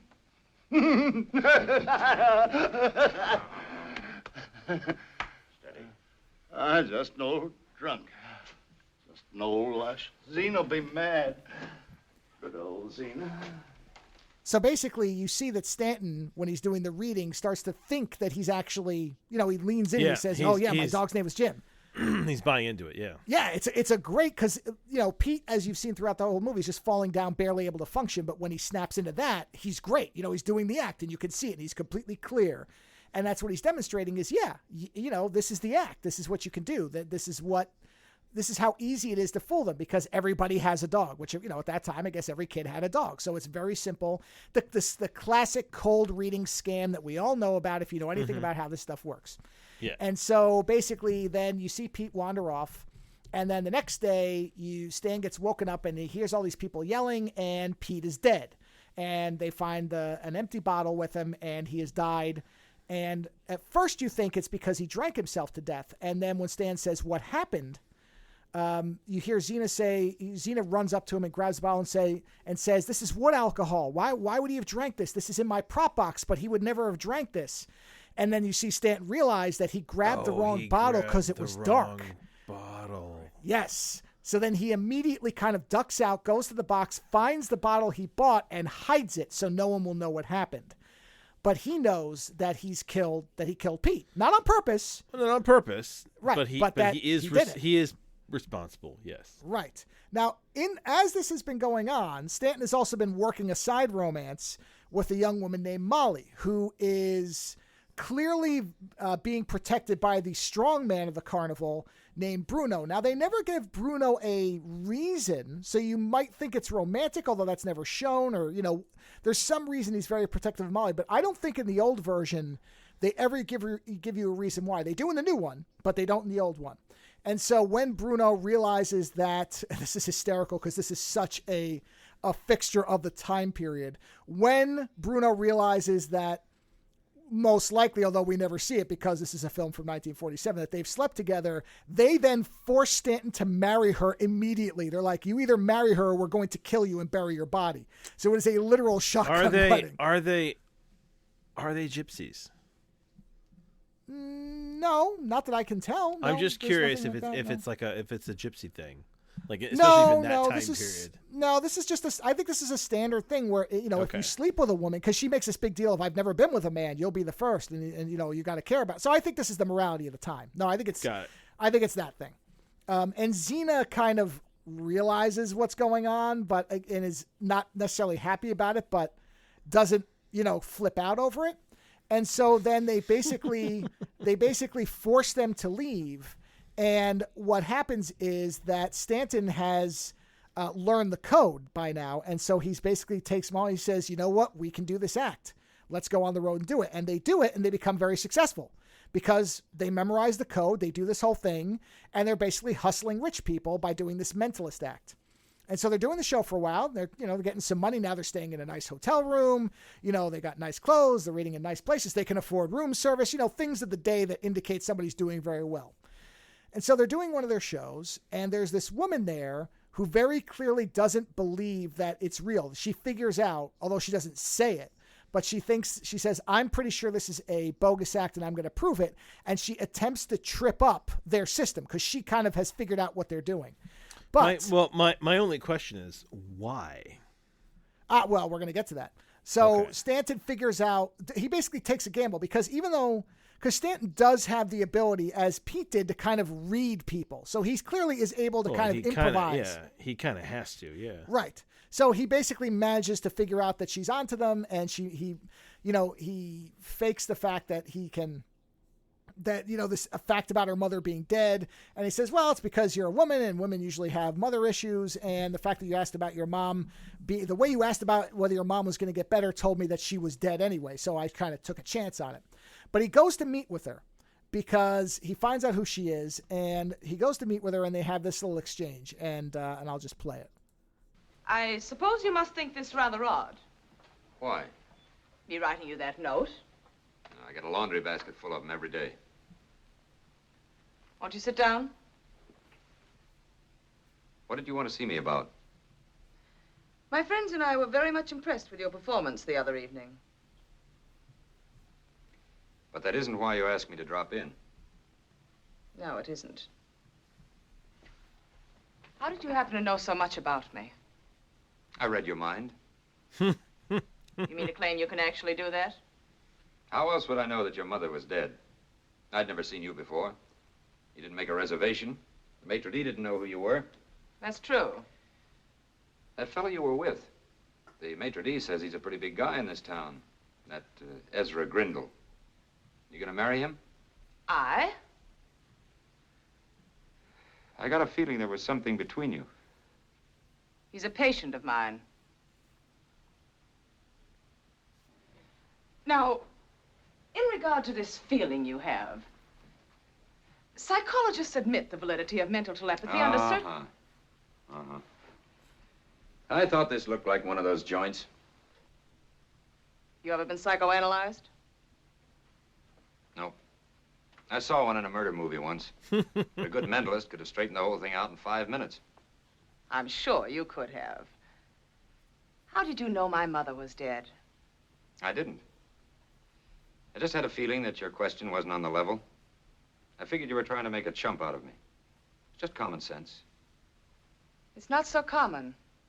I don't know about that. Why? I've got that same feeling right now. So basically what happens after that is a patient shows up, and she kind of shoos him out of the room and says, get out of here, I'll give you a call, I'll see you later. But he doesn't leave. He stays, and he kind of watches what's going on. And he realizes that she's secretly recording everything that her patients are telling her onto vinyl records, because, of course, it's the 40s, and that she's doing it covertly. And so he confronts her about it, and he says, there might be a bigger kind of scam that we can run on these people. if these people have enough money, the more money they have, the more willing they are to buy into things. There might be a way that we can start to tell these people that, we could communicate with their dead relatives or people they want to talk to or whatever. So basically he's doing a John Edwards kind of proposal to her. He's like, you would feed me the information on, let's say they had a child that died or a son that died in the war or whatever. And I can have them show up as I'm doing the readings and we can communicate with them. And she's like, well, that could probably work. We just have to be careful about it because obviously. Okay, so she's not a good person. Got it. No, you know that right away. The way she's acting is and what you don't necessarily know right away is whether this was her plan all along. But clearly, it's hard to say whether it was always her plan. But she is basically Stanton in a nicer office. She is somebody who is willing to jump on an opportunity and has a very loose moral code. So basically, she agrees to it. And Stanton, kind of talks to Molly about it, who is his wife in this version. The new version, I don't know that they're ever married because, again, moralities change. But in this version, they're husband and wife. And, he tells Molly about it, but he says, and she doesn't necessarily think it's a bad idea, but she's worried about where it could lead. But he says, well, let's see if this even works. It may not even work. And don't tell anybody about it. And so she says, all right, I won't tell anybody. And so then it happens that he comes home after seeing the psychologist. And in his apartment are Bruno and Xena, who have come for a visit because Molly has missed the people that she knew. Yeah. And so they get along well enough until Xena does another tarot card reading. And I'm going to play how this one goes. You still monkeying around with those things? Yep. What's wrong with them? Everything they say about me has come true. Another wire from New York. Is that where you're opening next? Oh, they're offering us the moon. But Stan hasn't made up his mind yet. You're making a mistake. Who? You. If you make the change in the work you're thinking of. You told her about it. How could I? I haven't seen How it else since... did she find out about it? I swear I haven't said I a thing. told you that I didn't want you to breathe it to She a soul. didn't have to tell me about it. It's all here plain as day. Doesn't say what this new stunt is, but you're going to the top like a skyrocket. Stan, turn that card over and we'll see how it'll end up. Who else did you tell? Look, Stan, Turn that card What do over. I care what the card says? Leave it alone. The hangman. You better watch yourself. is that bad? He doesn't go against it. Wasn't that Pete's card? Sure. Now it's yours. You hear that? I told you that new stunt was all wrong. I told you. Don't be a sap. This is the stuff she feeds the chumps. It's nothing but a deck of gypsy cards. I don't care. Xena believes them. Sure I do, so does Stan. You're crazy. Why should I? They were right for Pete, weren't they? Get out. So he throws them out because he doesn't want to believe that anything's wrong with it, that he has the right idea. He's like, I don't want anything to get my confidence down, essentially. So they start to work their scam, him and the psychologist. And they start off where there's a woman, and he knows that the woman's daughter is dead, so he says he can see her, and, then he collapses because, the spirit world is too much for him, and of course everybody's convinced. And then he goes after the guy that he mentioned that was the big shot. And what he finds out about the guy who is the big shot is that there was a woman that died, and he has some kind of it's a long lost love. Yeah. And they never really say much else about it, but basically this guy becomes a real true believer and says, okay, I'll give you as much money as you need. You can build a church. I'll let you build anything you want. I'll give you all this money, but I want you to be able to materialize her for me. And Stan's like, I have no idea how I'm going to do this. But then he finds an image of her, and what do you know? She looks a lot like Molly. So he gets this idea. Oh yeah. So he gets this idea, and he says, here's what we're going to do. You're going to be this long lost love, and I'll have you materialize. I'll set everything up. I'll control everything, and he'll never get close enough to actually see you. And that'll be enough. And he'll give me the money, and then we're done. Then we're out of it. And she does not take to the idea, and this is their argument about it. Honey, look, it's not me that I'm thinking about. But what about this poor guy, Grindle? What's going to happen to him? Mrs. Peabody, all those other people that I've helped. Look at these. Hundreds of them every day. Simple, honest little people who believe in me. They say I've given them hope. Oh, I'm not worrying about them. They're going to be all right. But you won't. You've got to stop it, do you hear? You've got to, Stan, or I'll make you. I will walk out on you. Are you crazy? No, I'm not crazy. Just plain scared. Scared of what? I don't know. I can't explain it. But I feel... Well, you're going against God. How do you figure that? Do you think I'd be getting all those letters? That's what makes it so terrible. Everything you say and do is so true and wonderful. And you make it sound so sacred and holy. When all the time it's just a gag with you. You're just laughing your head off at those chumps. You think God's gonna stand for that? You want him to strike you dead? You can't do it, Stan. Nobody's ever done it. Never. Now, honey, don't get yourself all worked up about nothing. I've gone over this in my mind 100 times. If anybody comes back, they're not going to get all steamed up because we fake a little. And another thing. Oh, yeah. I've met a lot of these spook workers, and they're all hustlers just like me. I didn't see one of them wearing a lightning rod. But they don't act like you do. They don't talk like ministers. When did I ever talk like a minister? Oh, you do it all the time. I'm talking exactly the same way I did when we were in the nightclub. And I'll tell you another thing. I never mentioned God in the nightclub, did I? No. I don't think so. Have I ever mentioned him in this racket? Have you ever heard me do it? Come on, when did I do it? You haven't. No, I'll say I haven't. I know what I'm doing. I've read the Bible. I can recite the 10 Commandments backwards. And I'll tell you what the 3rd commandment is, too. Thou shalt not take the name of the Lord thy God in vain. A lot of people think that means swearing, but I'll tell you what it means. It means exactly what you're talking about. I'm not taking any chances, baby. There's nothing to worry about. There's no difference between this and mentalism. It's just another angle of show business. Right, so he is very... I mean, you could tell he's thought it frontwards and backwards because I know, the problem says, is, he sounds like he's messing with somebody that's going to fucking kill him. Well, but it is funny because then I realized he does talk like a preacher. He does this whole thing when the cops show up at one point where he does sound like a minister where he's talking about, because he's trying to deflect the sheriff and give them time to hide the geek.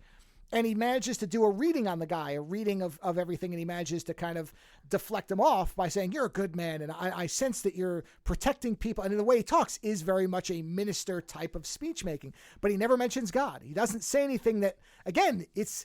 For a character who says he doesn't believe anything, he clearly has that There line. are many types of ministers in the world, and many of them are not speaking on the behalf of that God. Right, of course. So it's a personality trait.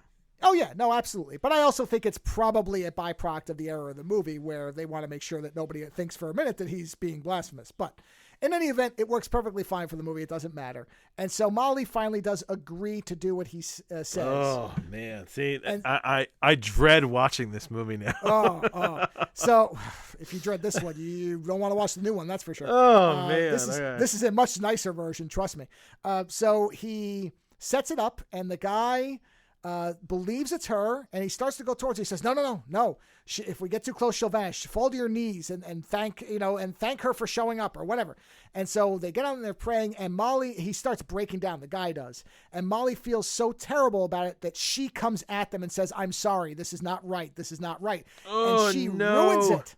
She breaks it. Yes. And so the guy starts to get, of course, angry and pissed off, and Stanton basically knocks him down. And Molly says, you killed him. And he says, I think he's okay. But you don't really know, but then they have to run. They run, and Molly leaves him, and then he runs back to Ritter, who he's given a bunch of money to keep, so that in case something happens. He's like, we have to have money just in case something happens. We're being really careful, but just in case, keep this money in your safe. And if something goes wrong, then, we'll split it and we'll go our separate ways, and we never knew each other. And so he goes back. He's like, okay, I need my half of the money. And she says, well, I don't think anybody's going to figure out that I'm on this. So here, take all of it. And she gives him the envelope with the money and says, now go. Really? And he leaves. Well, hold on. He gets in the cab. They're starting to go to this train station because he's going to meet Molly there. And he looks in the envelope, and it's 150 single dollar bills. And he realizes that she's got all the money. So he goes back and breaks into her place and he's starting to get ready to beat her, at which point her secretary or whoever, there's somebody in the house with her, maybe it's her maid, has a gun and comes in and says, get off her.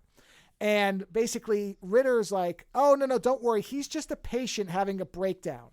And at first it's like she's trying to cover for him. But then as he's like, you're trying to scam me, I want my half of the money, she's like, oh, I think you're suffering from your psychosis and you don't realize what you're saying. But luckily I have recordings of everything that you've told me. And what she's referring to is there was a point where he told her he wasn't sleeping well. And she said, well, do you want me to, talk to you about it? And he's like, yeah. And what you find out is he thinks he has guilt because he thinks he did kill Pete. Oh, because he killed Pete. Yes. So she's got that on him. So she's got that, and she says, you wouldn't want me to have to turn this stuff over to the police if I called them, right? And so she's making it like she's warning him off, but then he starts to hear sirens, and he realizes that she called the cops. So she's basically trying to stall him so that they will arrest him. So he runs out and basically jumps onto a train to escape the cops, and then we cut back to him many years later, and basically now he's completely ruined. And so he's sitting near a fire with a bunch of other, hobos of the time or homeless men. And this is basically the little conversation they have, which will sound awfully familiar when you think back to the first thing, when you think back to when I played the clip of Pete. Since the dawn of history, man has sought to see behind the veil which hides him from tomorrow. Through the ages, certain men have gazed into the polished crystal and seen. Is it some quality of the crystal itself, or does it merely serve to turn the gazer's vision inward? Who can tell? But visions come, slowly shifting their form. Visions come. Wait. The shifting shapes begin to clear. I see fields of grass and rolling hills. And a boy. A barefoot boy is running through those hills. A dog is with him. A dog is with him. Yeah. His name is Don. Go on. Your mother. Your mother is waiting at the gate for you. A beautiful gray-haired old lady. That's right, buddy. You're pretty good. She was always standing there waiting. Even when I come home a couple of years ago. Hey, you see how easy it is to hook 'em? Stock reading fits anybody. Never misses. Ah, what's youth? Happy one minute, hungry and heartbroken the next. Every boy has a dog. Every boy has a beautiful old gray-haired mother. Everybody, except maybe me. What happened to her? Oh, what do you care? He don't cry in that good liquor.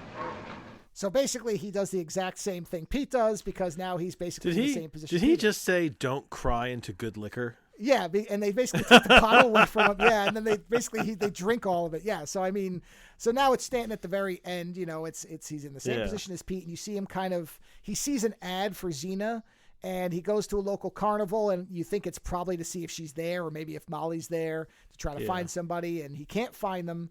But he runs into the guy running the carnival, and he says, I know I look like crap, and I know I'm drunk, but I can run a pretty good act. All I need is like a table and some cards. And the guy's like, no, you know what? I don't deal with boozers, and that kind of act isn't really popular anymore. And Stanton says, well, all I need is a chance at something, just something. And he's like, well, you know what? There might be something you can do. Why don't you come on in? Yeah, and he pours him a drink, and he has a drink. And earlier when the geek was running around. There's parts where he loses his mind and he's running around, and Pete had told Stanton, oh, that must be because Clem, the guy who ran the show, hadn't given him his bottle for the day to knock him out. And so he's pouring the drinks for him, and he says, I got a job I can let you do. It's temporary though, at least until we can get a real geek. And he's like, a geek? And he's like, yeah, you know what a geek is. Yeah. Right. And he says, yeah, I know what it is. And so he takes the job, and then, you see that he's playing it, and then he flips out, and then Molly's there. So Molly is either part of the show or just showed up there and finds him, and he kind of collapses in her arms. And then you see the owner and a couple of guys are talking, and the guy says, geez, how could a guy ever fall that far? And the owner of the show says, ambition, he reached too far. And then just goes the end, and it goes dun dun dun, because that's how movies from the 40s end like that. It's like, oh, there's the morality tale, ambition, it'll get you in the end, and that's how the movie ends. So, great movie. Interesting. Yes, very much a morality tale from that time period. Oh yeah, very much. Yeah. So then I'm like, all right, so let me watch the new one. So now I took notes as a comparison because, I didn't know if it was going to be a lot of difference because I knew that the runtime was significantly more. So I didn't know if they added a bunch of things. I didn't take notes on the first one because it's a pretty straightforward movie. There's not much to talk about. Now the Del Toro one opens very differently. We immediately get a backfill on Stanton where you see him in a house with an old man, and the old man dies, and then he buries the body, and he burns the house, and then gets onto a train, and then arrives at the carnival, much like the first movie. That's an interesting addition. Yes. Oh, yeah. Well, Stanton is a different character. A lot of the characters are slightly different in this version, and some of the things that happened are slightly different, but they make big differences. But the story is 95% the same, outside of the additions. So I'll say up front, I expected going into the Del Toro one to like it much more because I generally like Del Toro, but I got to tell you, it's too long, and I think it's inferior to the original, which I really didn't expect to say. And I think a lot of it is the additions and some of the scenes that just go on they don't seem to add much. I don't know if I would have had that opinion. If you hadn't seen the original, that's the question. thing. I don't know. Yeah. I don't know. Then it might not bother me as much. But it's like, since I saw the lean and mean version, now, I mean, this one is actually technically meaner. It's much meaner. But I think it is because I just watched the other one. And now to watch this one, I'm like, I don't know if this is better. You're seeing what was it, like 75 years of I mean, the visuals are beautiful. Don't get me wrong. Del Toro never fails in the visuals department. It's a beautiful looking movie. Everybody in it's good. There's nothing in terms of the technical aspects that's wrong. I just don't know that extra 40 minutes gave us much of anything that the movie needed. I'll say it like that. For example, in the original movie, I said that when the geek gets fed the chicken, you don't see what happens. You just see the crowd reacting to it. Right? In the Del Toro one, you see it all. He bites the chicken, there's blood flying everywhere, he saws off the head. It's a long sequence, which certainly... Well, he likes the horror. Come on. He does, but it's lesser because you see it. It's the whole thing of when you don't see it, you imagine something far worse. Yeah. So it's not bad, but you see it, and there's far more of the geek. But that is Del Toro. Del Toro goes to all those places that you can only imagine. Oh, yeah.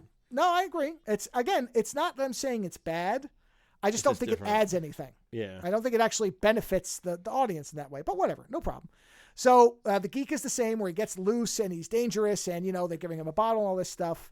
Let me switch over to my clips from the first movie. Okay. So here, I'll just read my notes. As expected, Del Toro shows far more of the unusual people of carnival life. So we see way more of, we get the bearded lady. We get stuff like that where it's the more unusual people for it. Whereas the original film showed nothing of that. I expected that. We get that. It's delightful because he embellishes everything in a very wonderful way, as he always does. I also note, Xena is the aggressor sexually in Del Toro's version, which it is. When he shows up, because he's doing the same act, and it's the same thing where Pete is played by, I can never remember the actor's name. He's a great character actor. He shows up in everything. Hold on. It's Pete, right? Yeah, Pete. You'll know him as David Strathairn. Yeah, that guy's awesome. He's awesome. He's awesome in this as he's awesome in everything. He's great. I mean, nobody's bad in it, but he's one of those guys when they show up, reliable every time. And as usual, he's great in this. So when he shows up, and this is what I mean about Pete has to know, Bradley Cooper plays Stanton. So Stanton comes in and he says, "Hey, I'd like to take a bath." And so he's like, "Sure, you can take a bath here. Take off your clothes." And Pete's there. And he's like, "All right, I'm going to go to the store. I'll see you guys later." And it's like, okay, you must know where this is going, because Xena immediately comes over and she's like, "Hey, you're a nice looking fella," and then jerks him off in the tub. So then he starts doing the act 4 where he's doing the stuff where he's reading the questions and all that stuff. And it follows largely the same path as the 47 movie where, he finds out about the code. And when he talks about the code, interestingly, unlike in the 47 one where you just see Pete do the cold reading, instead, Pete does the same kind of reading here, but this is as he's showing Stanton the code, right away, where in the original he was much more reluctant to. So here is the version of Pete's reading of Stanton. Please concentrate on this object I have in my hand, Professor. What can you tell me? Wristwatch, leather band, brass, not gold. Old, worn down. Oh, but it's full of meaning. Oh, it wasn't yours originally, was it? You took it, or you stole it, didn't you? Oh, I see an older man. Oh, the boy hates him. Oh, the boy would love to be loved, but he hates that man.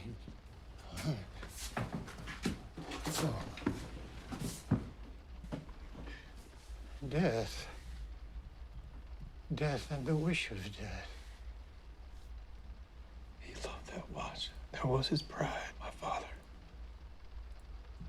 Was it now?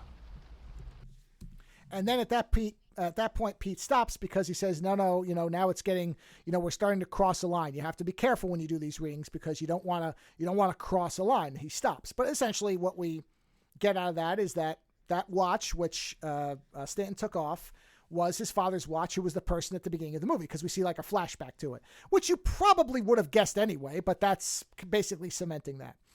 And so basically that's a demonstration. So instead of the dog thing, it's the...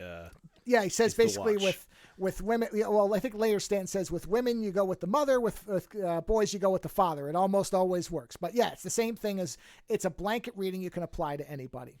And so again, it follows largely the movie where Pete is trying to get a drink, but we get this scene that's very interesting because, I'll explain the fine detail of this one. So Clem, who's played by Willem Dafoe. So Willem Dafoe is the guy running the carnival. And of course, Willem Dafoe, we're going to get a wonderful scene with him very shortly because he's another one. They got all good people. And of course, playing the strong man is Ron Perlman, which immediately made me think of City of Lost Children. That was just beautiful. Intentional or not, I thought right back to that where he's playing a strong man in there too. So he's playing Bruno in this, Ron Perlman is. Yeah. So in this version of it, we find out that the reason that Bruno is protective of Molly is because she knew Molly's father, and so she's watching over him because the father died. And he immediately doesn't like Stanton because he kind of thinks he knows Stanton's angle, which he does because Stanton is kind of a womanizer. Same thing in this version. So that's why Bruno is so protective in this version. So at least we get a little bit of an explanation. Not romantic. It's more of a paternal thing. So Clem, Willem Dafoe, explains to Stanton that he keeps the alcohol in his trailer. And there's 2 boxes of alcohol. One box is alcohol to drink. The other is alcohol to do things like strip paint or whatever. He says it's poison. It'll kill you instantly. He's like, so make sure you know which of these boxes is which. And he's like, and another thing is make sure you always leave me a quarter if you take a bottle, because if you don't, I know how to get rid of a body really easily. And you know that he means it. Like, he's like, don't try to cheat me. So it's very clear he drills into him which box is which. So when they basically replicate the scene where Pete is drunk and he's like, I just need a drink to make it through. And Stanton's like, all right, I'll go get you a drink. Because again, Clem won't let him have a drink. So he goes into Clem's office and he sees that Clem is like romancing a woman. So he kind of smiles at that, goes over to the boxes of alcohol, puts down a quarter, and the scene cuts very quickly. And so a lot of people think that he intentionally took the alcohol that was the wood alcohol, which of course kills Pete. I went back because I wasn't sure. And the thing is, this is the benefit of being able to go frame by frame with, a movie in the modern era compared to seeing it in the movie theater. Yeah. The cut is so quick that you do seem to think, it's very easy to think he intentionally took the wrong bottle. But I watched his hand, and there's one frame where his hand is over the correct box. Now, they leave it ambiguous in the movie. Yeah, see, and honestly, I think I kind of don't like that. That I looked at it? No, I like that that in the original, it's like a total mistake. Well, let's put it this way. You could still reasonably not know for sure. I think because I stopped it on the frame that I'm pretty sure that he's meant to have taken the correct bottle. But again, this plays so quickly that watching it, you might not even see it. I was backing it up a couple of times to look for it. So it is reasonable to think that the way it was cut was to make you not be sure, which is fine. It doesn't matter. But essentially it plays out the same way, where Pete drinks the wrong bottle of alcohol and dies. But this time what happens is Xena gives the code to Stanton, and Stanton has this big thing. This was missing from the original. Stanton is an artist in this. He draws things. He tells Molly that he draws what's on his mind because she sees a picture he's drawn of her in his sketchbook. And they leave together voluntarily to go on the road with the show. And, I think it's one of these things where Xena, there's a part of her that wishes she was the one that Stanton was taking, but she understands that's just not, she's past that point in her life. So she kind of gives it her blessing to go. But right before Pete dies, the geek gets out, as he does in the original, but this time he kind of confronts Stanton, and Stanton kind of beats him because he hits him in the head with a rock, and so they think he might die, so they have to bring him to a doctor. And when they bring him to the doctor right after that, Clem, Willem Dafoe, and Stanton go to get something to eat, and Stanton basically gets an explanation on how you get a geek into your show. How do you ever get a guy to geek?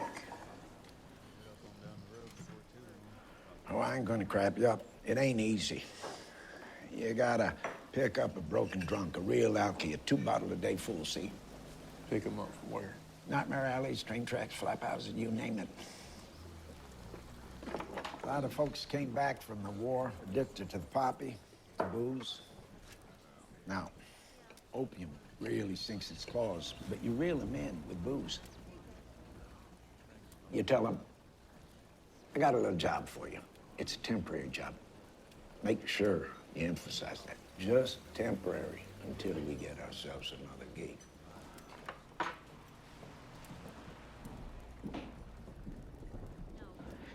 You spike it with that opium tincture. One drop per bottle. Oh, that's God. But now, this is what he thinks is happening. So, you say to him like this, you say to him, well, I gotta get me a real geek. He says, ain't I doing okay? You say, like crap, you're doing okay. You can't draw a real crowd faking a geek, you're through. And you walk off.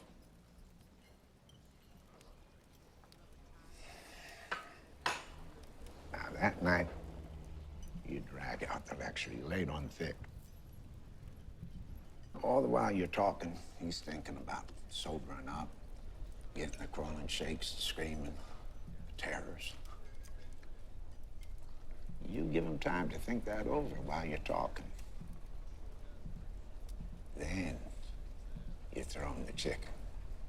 He'll geek. Right. So now we get a little bit of the backstory as to why in the original movie, the guy says, oh, I got a job for you, but it's temporary. So, I mean, they lay it all out. That's never explained in the original. Although, again, that was exactly what I thought is, of course you tell him it's temporary because it sounds like a terrible job because the guy knows what it is. But he's desperate, so he'll do whatever just to be able to eat and have something to drink. So yeah. I mean, the opium thing wasn't in there because, of course, it wouldn't be. That would have been outlawed in 1947. Can't talk about drugs. But basically, you get a guy who's desperate and you use him. So the rest of it unfolds largely the same. They leave. They start putting on their show. It's very successful. And the what do you call it? Cate Blanchett is playing Ritter in this version. So she's playing the psychologist. And the same exact thing happens. She tries to trip him up. The difference being that she does it with a bag, and there's a gun in the bag, and he figures out that there was a gun in the bag. So same thing, though. She basically says, okay, come meet with me. And then we get and so he does she wants to do a psychological reading on him, I want to know about you. But she, unlike in the 1947 version, is very upfront about the fact that she records the patients. And that's because, and this is one thing I have to say I don't like about the Del Toro version, she plays this character so evil that there's no way Stanton would ever have gotten in business with her. I would have run out of the office in 2 seconds because she's playing her like a vampire. Like, she's so malevolent that you can't possibly really believe that Stanton would be this foolish. But I will play this bit of audio from I believe this is from their first meeting. I can read a mark quick. Find out what they want. And I'm a mark, am I? What do I want? To be found out, same as everybody else. Is that it? Think out things that most people want, hit them where they live. Health, wealth, love. Find out what they're afraid of and sell it back to them. As long as you don't oversell it. You want to know how I knew about the gun? I removed the blindfold, both for dramatic effect and to get a rise out of the audience, but also to see the way you held your clutch, elbow bent forward. Clutch was heavy. And you lifted it with your left. No wedding ring. No tan mark, unmarried. So you like to go out at night. You were Dacopa, so you got the bees, but I assume you like to go to lower places too, don't you? If I want mud on my skirt, I can find it. Well, you live alone. No man in the house. Gotta have a gun at home, but you assume yourself to be a lady, so not a big pipe, something small, portable, 22, 25, 4 or 6 shot maybe. And since you like pretty things, nickel-plated ivory handle. But you talked about my mother. Why? Well, dames like you always have mommy issues, daddy issues too. I see. An electric complex, is it? I wouldn't know about that, but you're not as hard to read as you think, lady. Right. I mean, you can even hear in the way she's talking. It's she's a little she's, too much. She's playing it like an evil femme fatale. She's like, Yeah, oh, I see. I mean, I guess Yeah. maybe that's the idea that Stanton's ambition is going to override his instincts. I guess that's the angle to it, but it felt off to me. Whatever, just my own particular opinion of it. I felt like the 47 Ritter was more her aloofness felt clinical because she was a psychiatrist, and that was Stanton misreading that she thought she was smarter than him because of her profession, and so that's what allowed him to deflect it off. Whereas this, Cate Blanchett comes off like the evil Queen Galadriel would be if she had the One Ring. That's what she seems like. Like this is the evil version of Galadriel. So, but basically the scam unfolds the same way, where there's a slight variation in this, whereas in the original, the guy that she's with is the one that he does the materialization for. But in this one, the guy she's with when he does the reading is also a powerful individual. But when he goes to do the reading for this, it's the guy and his wife, and basically the what do you call it? Ritter, the psychologist, gives him the background that their son died in the war. And the father encouraged him to go, and the mother blames him for it. So he has a little bit more ammo. And right before this, we get the same type of scene that we had in the original, where Bruno and Xena show up, and we have a tarot reading, and this is how it goes. Don't do this, Booksha. Is that why she called you? What? No, she didn't tell me. No, it's all in the cards. I'll save it for the chum, Xena. Fine. Then you do it. 3-card question will take 2 seconds. I'll oblige.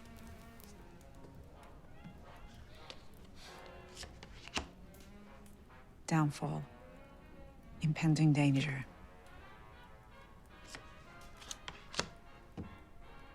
An urgent choice. Now, Stanton, this is the last card. It's a decree. You turn it, you're gonna find out what's coming to you.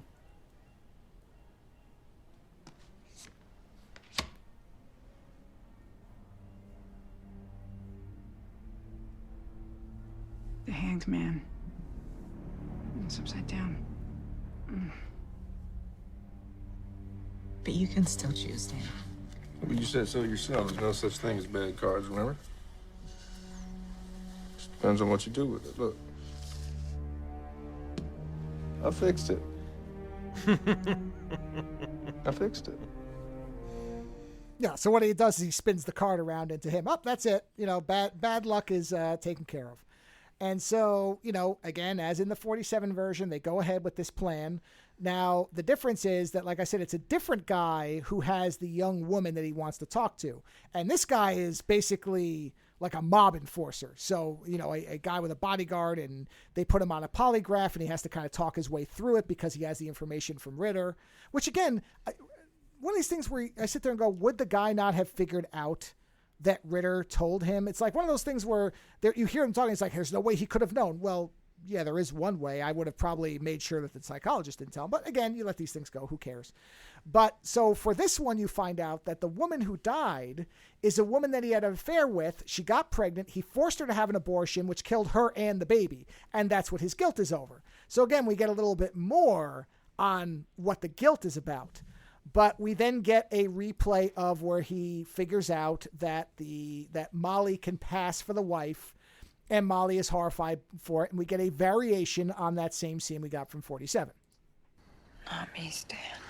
We can buy a costume, we can get a long black wig, we can cut it, we can style it just like that. He can unburden his soul and he can forgive himself. As far as I can tell, that's what a preacher does every other Sunday. And I work with Judge Kimball. I believe to save their marriage. I think you really loved her, Stan. You can see that, can't you? All that suffering that he had, we can deliver him some hope. Yeah, so same as the other one. He's justifying it to himself to do this thing, and he basically talks Molly into doing it. So they enact the materialization where she's there. Now, as that's going on, we go back to the first two people he did the reading for, the one with the dead son, and he had told her that, she says, "Will I see my son again?" And he says, "Yes, you will be reunited in the hereafter." And she takes that, we think, as comfort. But then we flash back as the materialization's going on, and we see the wife say, "I've been thinking about what he said about us being reunited with our son." She then kills the husband and blows her own head off because she wants to be reunited with the son. So we immediately see that, things are going to go really south really quick. So the materialization goes wrong again, but this time the guy runs up to her, and what they did was Stanton bloodied where her torso was and bloodied her hands because of the abortion. Oh, okay. Oh, yeah. So he runs up and realizes it's not her, and this time Stanton beats him to death, and there is no vagary about it whatsoever. Molly is horrified. She runs off. Stanton has to go on the run again, and we basically get a replay of the ending where he's going around, he's trying to find them. He's, I think they say it's 2 years later. And again, he's on this, he's riding the rails, he's drinking, and he's basically at his wit's end. And so he ends up going into a carnival and goes to the carnival guy. And of course, the guy offers him the job of the geek. Now, I'm going to play two clips. I'm going to play the ending. I saved this. I didn't play this in the first part because I want the comparison to be right on top of the two comparisons. So I'm going to play the 47 version first of him going to the carnival guy and the guy offering him the geek job. And then I'm going to play the new one. So here's the 47 version. Thank you, sir. All I need is a fly and a bridge table. I can hang my banner on the edge of the fly. And if I could have a small advance to purchase the This show necessary... is too high class for a mid-camp. Besides, palmistry always gets you in trouble with the law. Well, I'm pretty good at magic, too, sir. Magicians are a dime a dozen nowadays. Would you like another? Go ahead.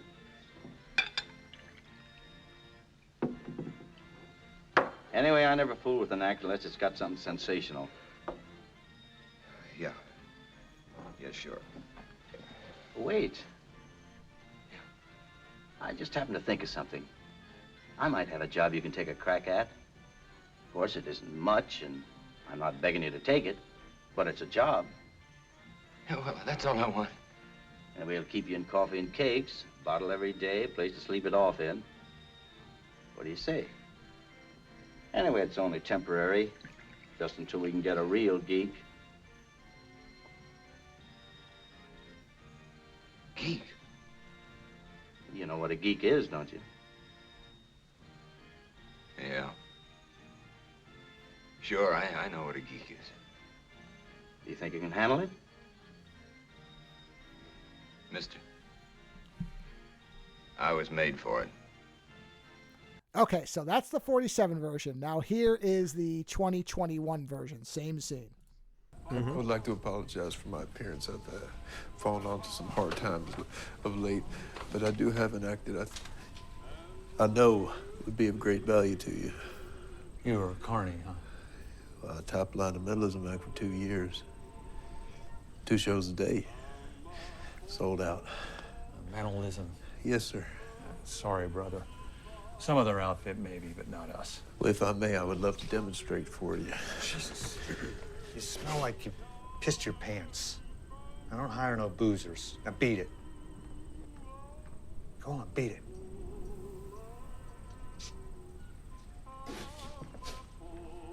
Oh, Christ. Wait. You know what? One carny to another. Let's have it snort. Come on, sit.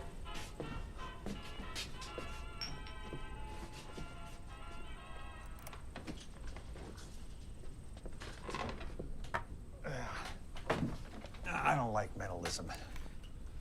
It's too old-timey. Always got to have something new these days. Sensational.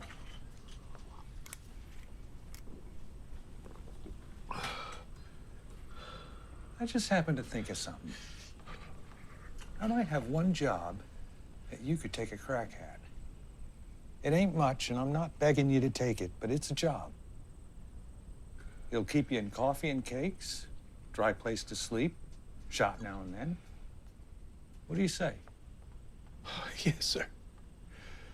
It ain't much, but it's a job, right?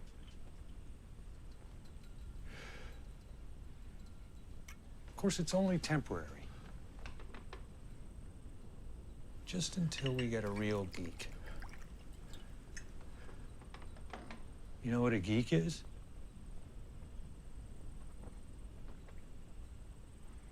So what do you say? You think you can handle it?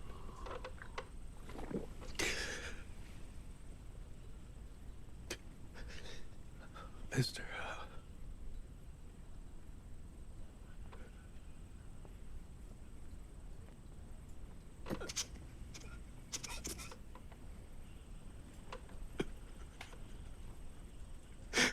I was born for it.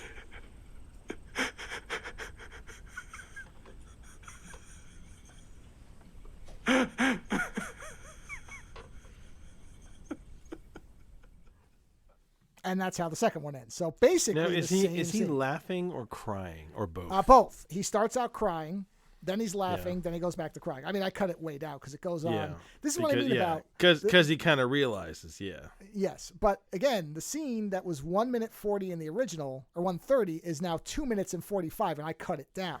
And that's kind of the thing with the whole movie is I don't feel like the original feels better to me. Like even that line delivery where he says, "Mister, I was," like the whole delivery is. Well, the better one, to me. the early one, he still seems to have some kind of hubris. It's still endemic to the character, right?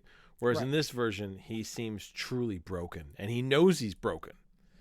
He now seems to be aware of the racket, and he is powerless to escape it. Well, that's one other key difference is there is no explanation in the original of the way you get somebody to do this. Whereas in this one, Stanton knows this is the delivery of this. Like this minute he says it's only temporary, he should have known right away. He doesn't react right then. He reacts when he says the word geek, but he should have known right then what that is because it was explained to him. So that's what I mean about there's lots of little differences and they just add up. But it's fundamentally the same story. Now, I'm not saying the new one's bad.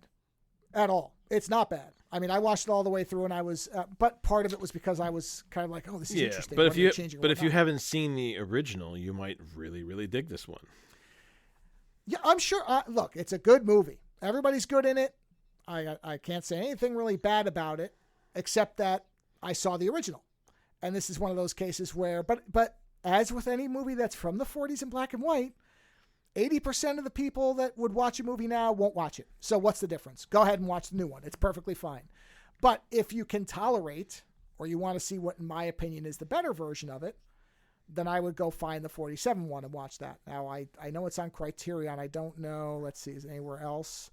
But again, I know most people aren't going to do that. Most people are going to say, nah, it's too old. I'm not going to watch it. It's black and white. And that's fine. Then you can watch the new one. And the new one is a perfect, because that is the one thing. Even though I don't necessarily love the embellishments.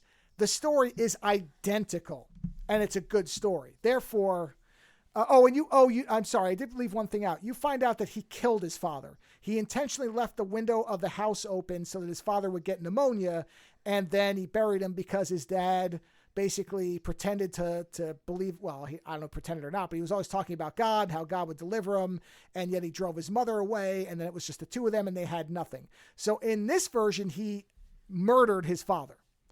So that is also a difference, whereas in the original, you don't really know that Stanton is a bad person. He never intentionally kills anyone, whereas in the new one, he kills not only his father knowingly, but also he beats the guy to death who he was scamming. So already the character is more malevolent, more unlikable, as is everyone. Yeah, and that's what I mean about Cate Blanchett. Well, it just seems like she's going to kill him. That's the Del Toro's modern vision interpretation of the movie. And normally, I would side with that way of looking at the world, but I feel like the ambiguity of the character works better in the original because it's not that he's evil. It's his ambition that does him in, not the fact that he is actually a bad person. In fact, you could make an argument that he's not a bad person. He's just too arrogant, which isn't necessarily an evil trait. But in the new one, he's committed at least 2 murders that we know of. At least. So, like I said, most people aren't going to watch the original. That's fine. The new one is perfectly good. I don't think people like ambiguity the way they used to. I think that's probably what it is. People don't like the idea of a character that is both good and bad. You know what I mean? Like we talked about this before about how I'm watching the True Detective series, right? Mm-hmm. And one of the things that's fascinating to me is the way that Matthew McConaughey's character is. He's good and bad. Like there's an ambiguity to that character where you're like, well, he's a great detective, but that guy is all fucked, you know. And the thing is, I don't know if people really like that much anymore. They want to know. They want to know what happened to you. They want to know what what your goals are. You know what I mean? They need to know what your background. I mean, if they hadn't given him a background, Del Toro would have made a prequel movie. I mean, I know he's not really that type, but like the studio would have asked for one. You know what I mean? Like it's that kind of thing. We live in the day and age of the fucking prequels. You know, one prequel after another. We have to know why. How did Darth Vader come to be Darth Vader? You know, why is the evil witch so evil? We can't just leave well enough alone that some people they just enter the story the way they are. We want to know why. So sure. Del Toro essentially gave you a prequel. This is why. This is where he comes from. But in doing so, he has colored the character. He said, "Oh no! This isn't that guy. This is my version of the guy, and he is a bad guy. He is a bad guy. He is capable of murder. You know, it's not just hubris. This is actually, like you said, a malevolence." Yes, that's what I mean about the characters, specifically him and Ritter, are far more evil is the only word I can come up with than anything else. So, you're right. It probably is. That's probably better for a modern audience anyway. That's fine. And like I said, it's still a beautiful film. It's not a bad movie by any stretch. I just, having seen the original, think that the original works a little bit better. But it's not as if one version is good and one version is bad. That's not really it. Like I said, if there are people who are interested, watch them in whatever order you want. If you end up watching both, I'd be very curious what somebody thinks. I will say you can't go wrong with either one because they are the same story. Although, as we just discussed, the ambiguity angle is less. But, the only person who really comes out as pure in any way is Molly. And maybe Bruno but even Zenas. So a lot of them are gray to darker characters anyway. And the fact that he does a grift on a guy who forced a woman that he had an illicit child with to have an abortion and she died. Do I really feel bad for that character? Not so much. Kind of feel bad for the wife who killed the husband and herself because a guy told her she'd see her son in heaven, even though by killing herself, she wouldn't get into heaven by the standards of the day. So I don't think she thought that one all the way through. Yeah, that one is interesting, yeah. Yeah, I don't know whether she wasn't aware of the whole mortal sin thing, but yes, but if he predicted it, right? It's Maybe that's what she was playing on, the fact that if he predicted it, then it was going to happen somehow. Remember, that's the thing about belief. Belief is kind of like that scene of eating the geek eating the chicken, right? Belief, you don't need to see that graphic scene because you fill in the scene yourself, right? Correct. That's how belief works. So if she believed him, then she believed that somehow, some way, it was going to happen anyway. Sure. Yeah, perfectly viable. Yep. Yeah. So there you go. Well, Nightmare Alley, 2 ways. That's interesting. Yes, like I said, I realized I'd never done that, so it was fun to compare them. And like I said, if anybody watches them, relatively close together, I'd be curious, what you thought. And some people may not even know that the new one, they may have seen the new one and not been aware there was an original.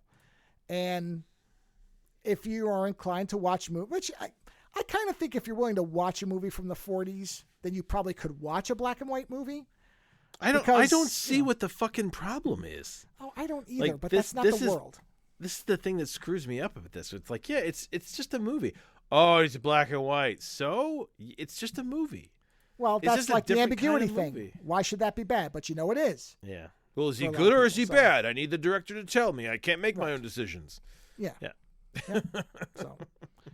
But fun to do. Like I said, and I really loved being able to pull comparative clips because normally with remakes they aren't like that. I think it's great, especially a remake like that, which is a good director making something so far away from each other. You know what I mean? Right. Like that is quite neat. That you don't get that opportunity very often. Small foundational changes. In fact, it is basically the same story. It is. It's just the foundational changes change things. Yeah. It's the small things that matter this time. Because of the thing, you can add one scene to any movie and completely change the main character. Yeah. I believe that to be true. Any movie it is, you can add one scene and it'll completely change the nature of the story. Yes. Yes. And in this respect, showing that he killed his father beforehand and then set the house on fire. Right. That changes the character completely. Now you have a backstory that's negative, a negative backstory. Yep. And it's funny because think about that, right? Like movies that you could add one scene and totally change the course of the movie. I'm trying to think like good scenes, that you could do. Because like if there's easy ones where you could almost always add something to Star Wars where Anakin realizes Inception, he's right? going, Inception with the toy stopping or whatever. Yeah. If that movie lasted 1 second longer, right? That changes the entire movie. That would change everything. Yeah. So if Darth Vader had never told him he was his father, if he'd. Yeah, no, but I mean, I'm not taking a scene out, but adding a scene. You know what I mean? Adding a scene. Okay, adding a scene. Yeah, because that's the thing. Del Toro added a scene that crucially changed the main character. So the idea is, can you add a scene that'll crucially change a movie? That would add some kind of weird backstory that would make that would render a character, negative. You know what I mean? Like, that's interesting. What would you add a scene to? Yeah, that would fundamentally change. I don't even say it in a good way, but that would fundamentally change a movie. And like I'm trying to think of any number of movies where if a character admits that they knew something was happening or admits blame or something like that, it changes it. Because you know what? Actually, I have a great scene. If you showed that Andy Dufresne killed his wife. Sure. Yeah, there you go. That would fundamentally change that movie. I was thinking, what if in Batman his father pushed his mother in front of him to take the bullet? Oh my God. I don't know if that would fundamentally change things, but I think Batman would still be Batman, don't you think? Batman would become Marv. But he would hate dads, Yeah, he would hate men. Yeah. Yeah, but he'd become Marv. It's if you added even a tiny scene that implied that Andy Dufresne was guilty, and you started the movie with the knowledge that he was guilty, it would fundamentally change how you handle that whole movie. Yeah. So yeah, and that's essentially what Del Toro did. So it's kind of interesting. It'd be interesting to watch the new one first and then go back and watch the old one. Well, I think for a lot of people that's what it would be, because I don't know how many people really knew it was a remake, Or even if they did, probably just dismissed it as going, oh, well, it's a movie from the 40s. It's so such a strange thing that it came to you that way, yeah. Well, you're lucky, sir, in that respect. You get to experience the original first. Yeah, because I was always planning to watch this because I like the idea that there was nothing supernatural because the trailer, it plays that up.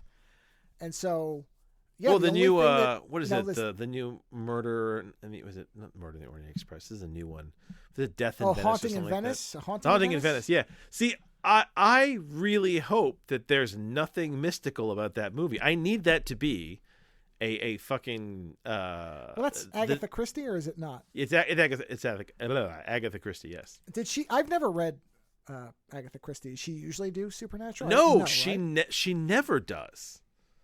Okay. So that's why I'm really hoping that they don't try to like. I'm hoping that that in the end it's all just fakery. Like they fakery and people thinking that they're saying it, because that's the other thing too. Like this is when you have people. Oh no! Is it something? I have bad news for you. Oh fuck you! I'm reading. Fuck I'm reading you! I'm reading through the wiki. And God at the very end damn it says, Alicia's ghost. Sorry, spoilers, everybody. Alicia's ghost seems to appear to them both, pulling someone down off the building. Oh no! No! Fucking hell! I didn't want that. And Poirot notes the possibility of an afterlife. Uh-oh! Damn it! Sorry. I was really hoping that it was going to be like a red herring kind of thing where they're like, is it mystical? And then Perot would come and be like, no, it's all bullshit. I figured it out. Okay, wait a minute, though. Did the original book have that? Let's take a look. Maybe she did write that in her. Okay, maybe the book was written as Halloween Party. Okay, let's see. Halloween Party. Hold on, I'm reading. I don't think so. No, I don't remember there being anything mystical in Agatha Christie. They were mysteries, but they were like detective mysteries type of thing. Nothing here indicates there was an actual. Yeah. No, this all appears to be. Oh man, I wonder if I should. I wonder if I'm going to tell my wife about that or not. Oh no. She's not going to like that.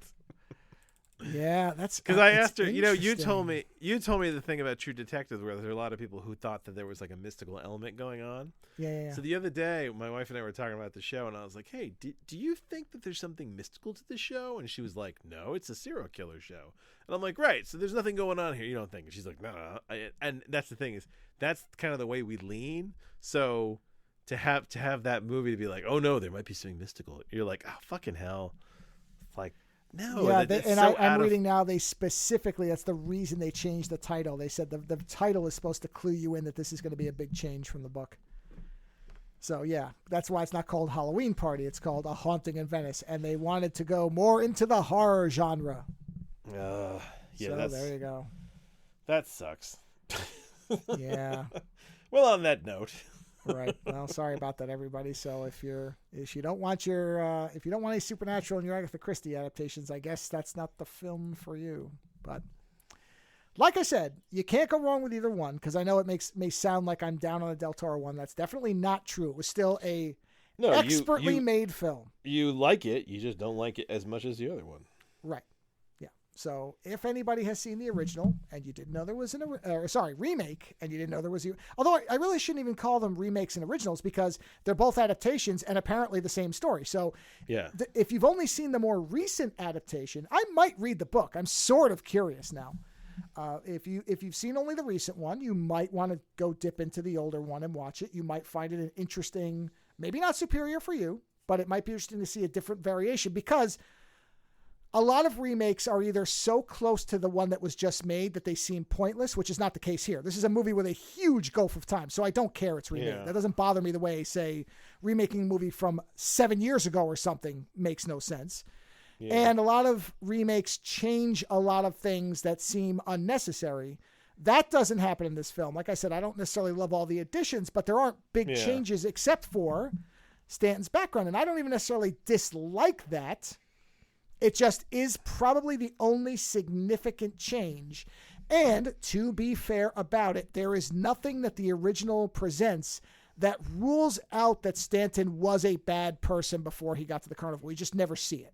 So what do we know about it? Yeah. Right. So his willingness to be able to scam people in such a horrible way, even in the original, may lend you some insight. But he didn't. Into Yeah, his but the morality. thing is, in the original, it sounds like he was willing to scam people. He wanted to have power over them, but he didn't want to kill anyone. Whereas in this one, he's already killed one person, and you said he fucking murders that other guy. Yes. Right? Which he may have done in the 47 one. We just don't know. Yeah, you just never know. So it's possible the guy was dead, and that's why he had to stay on the run. We just don't know. So, again, it's just left open to your imagination there, whereas Del Toro cements a little bit more of the foundation. Just depends which version you prefer more. But it might be worth it to go seek that one out. Because, again, if you're watching a movie that's set in 1941, I'm guessing you'll be okay if it just doesn't have color in it. And, in fact, what I had read is Del Toro wanted it to be in black and white, and they overruled him. So even he wanted it to be black and white. Now, he claims he had never seen the movie when he made this one. He had only read the book that Ron Perlman gave to him. But it makes sense that he would say, well, if it's, that time period, let's make it black and white. I don't think he'd have any problem with that. So I don't think he was trying to imitate the original in that particular respect. He probably just thought it made more sense. Yeah, but now the way to prove whether that's bullshit or not is to go to the book and see if that line at the end is the same. Yeah, that I am curious. Yeah. And they did, I should say, they did release it in black and white in limited release or something. So it was released in black and white. They just didn't do the main theatrical run that way. So maybe some people listening had seen it in black and white, in which case the old one's going to be really easy for you. Go watch it. And if you do, let us know, because I think both are great. I'll just put it like that. You may have a different preference than me in terms of which one hits a little bit better for you. On that note, have a wonderful weekend. We'll talk to you again next week. Visit OzoneNightmare.com to subscribe to new episodes, browse through our back catalog, or to find links to support the show. Follow @OzoneNightmare on Twitter for the latest episode postings and other show information. If 280 characters just isn't enough, you can always email us, theozonenightmare@gmail.com. The opening theme for the show is provided by Heartbeat Hero. The closing theme is provided by Ogre. Please visit and support these artists using the links in the show notes for each episode.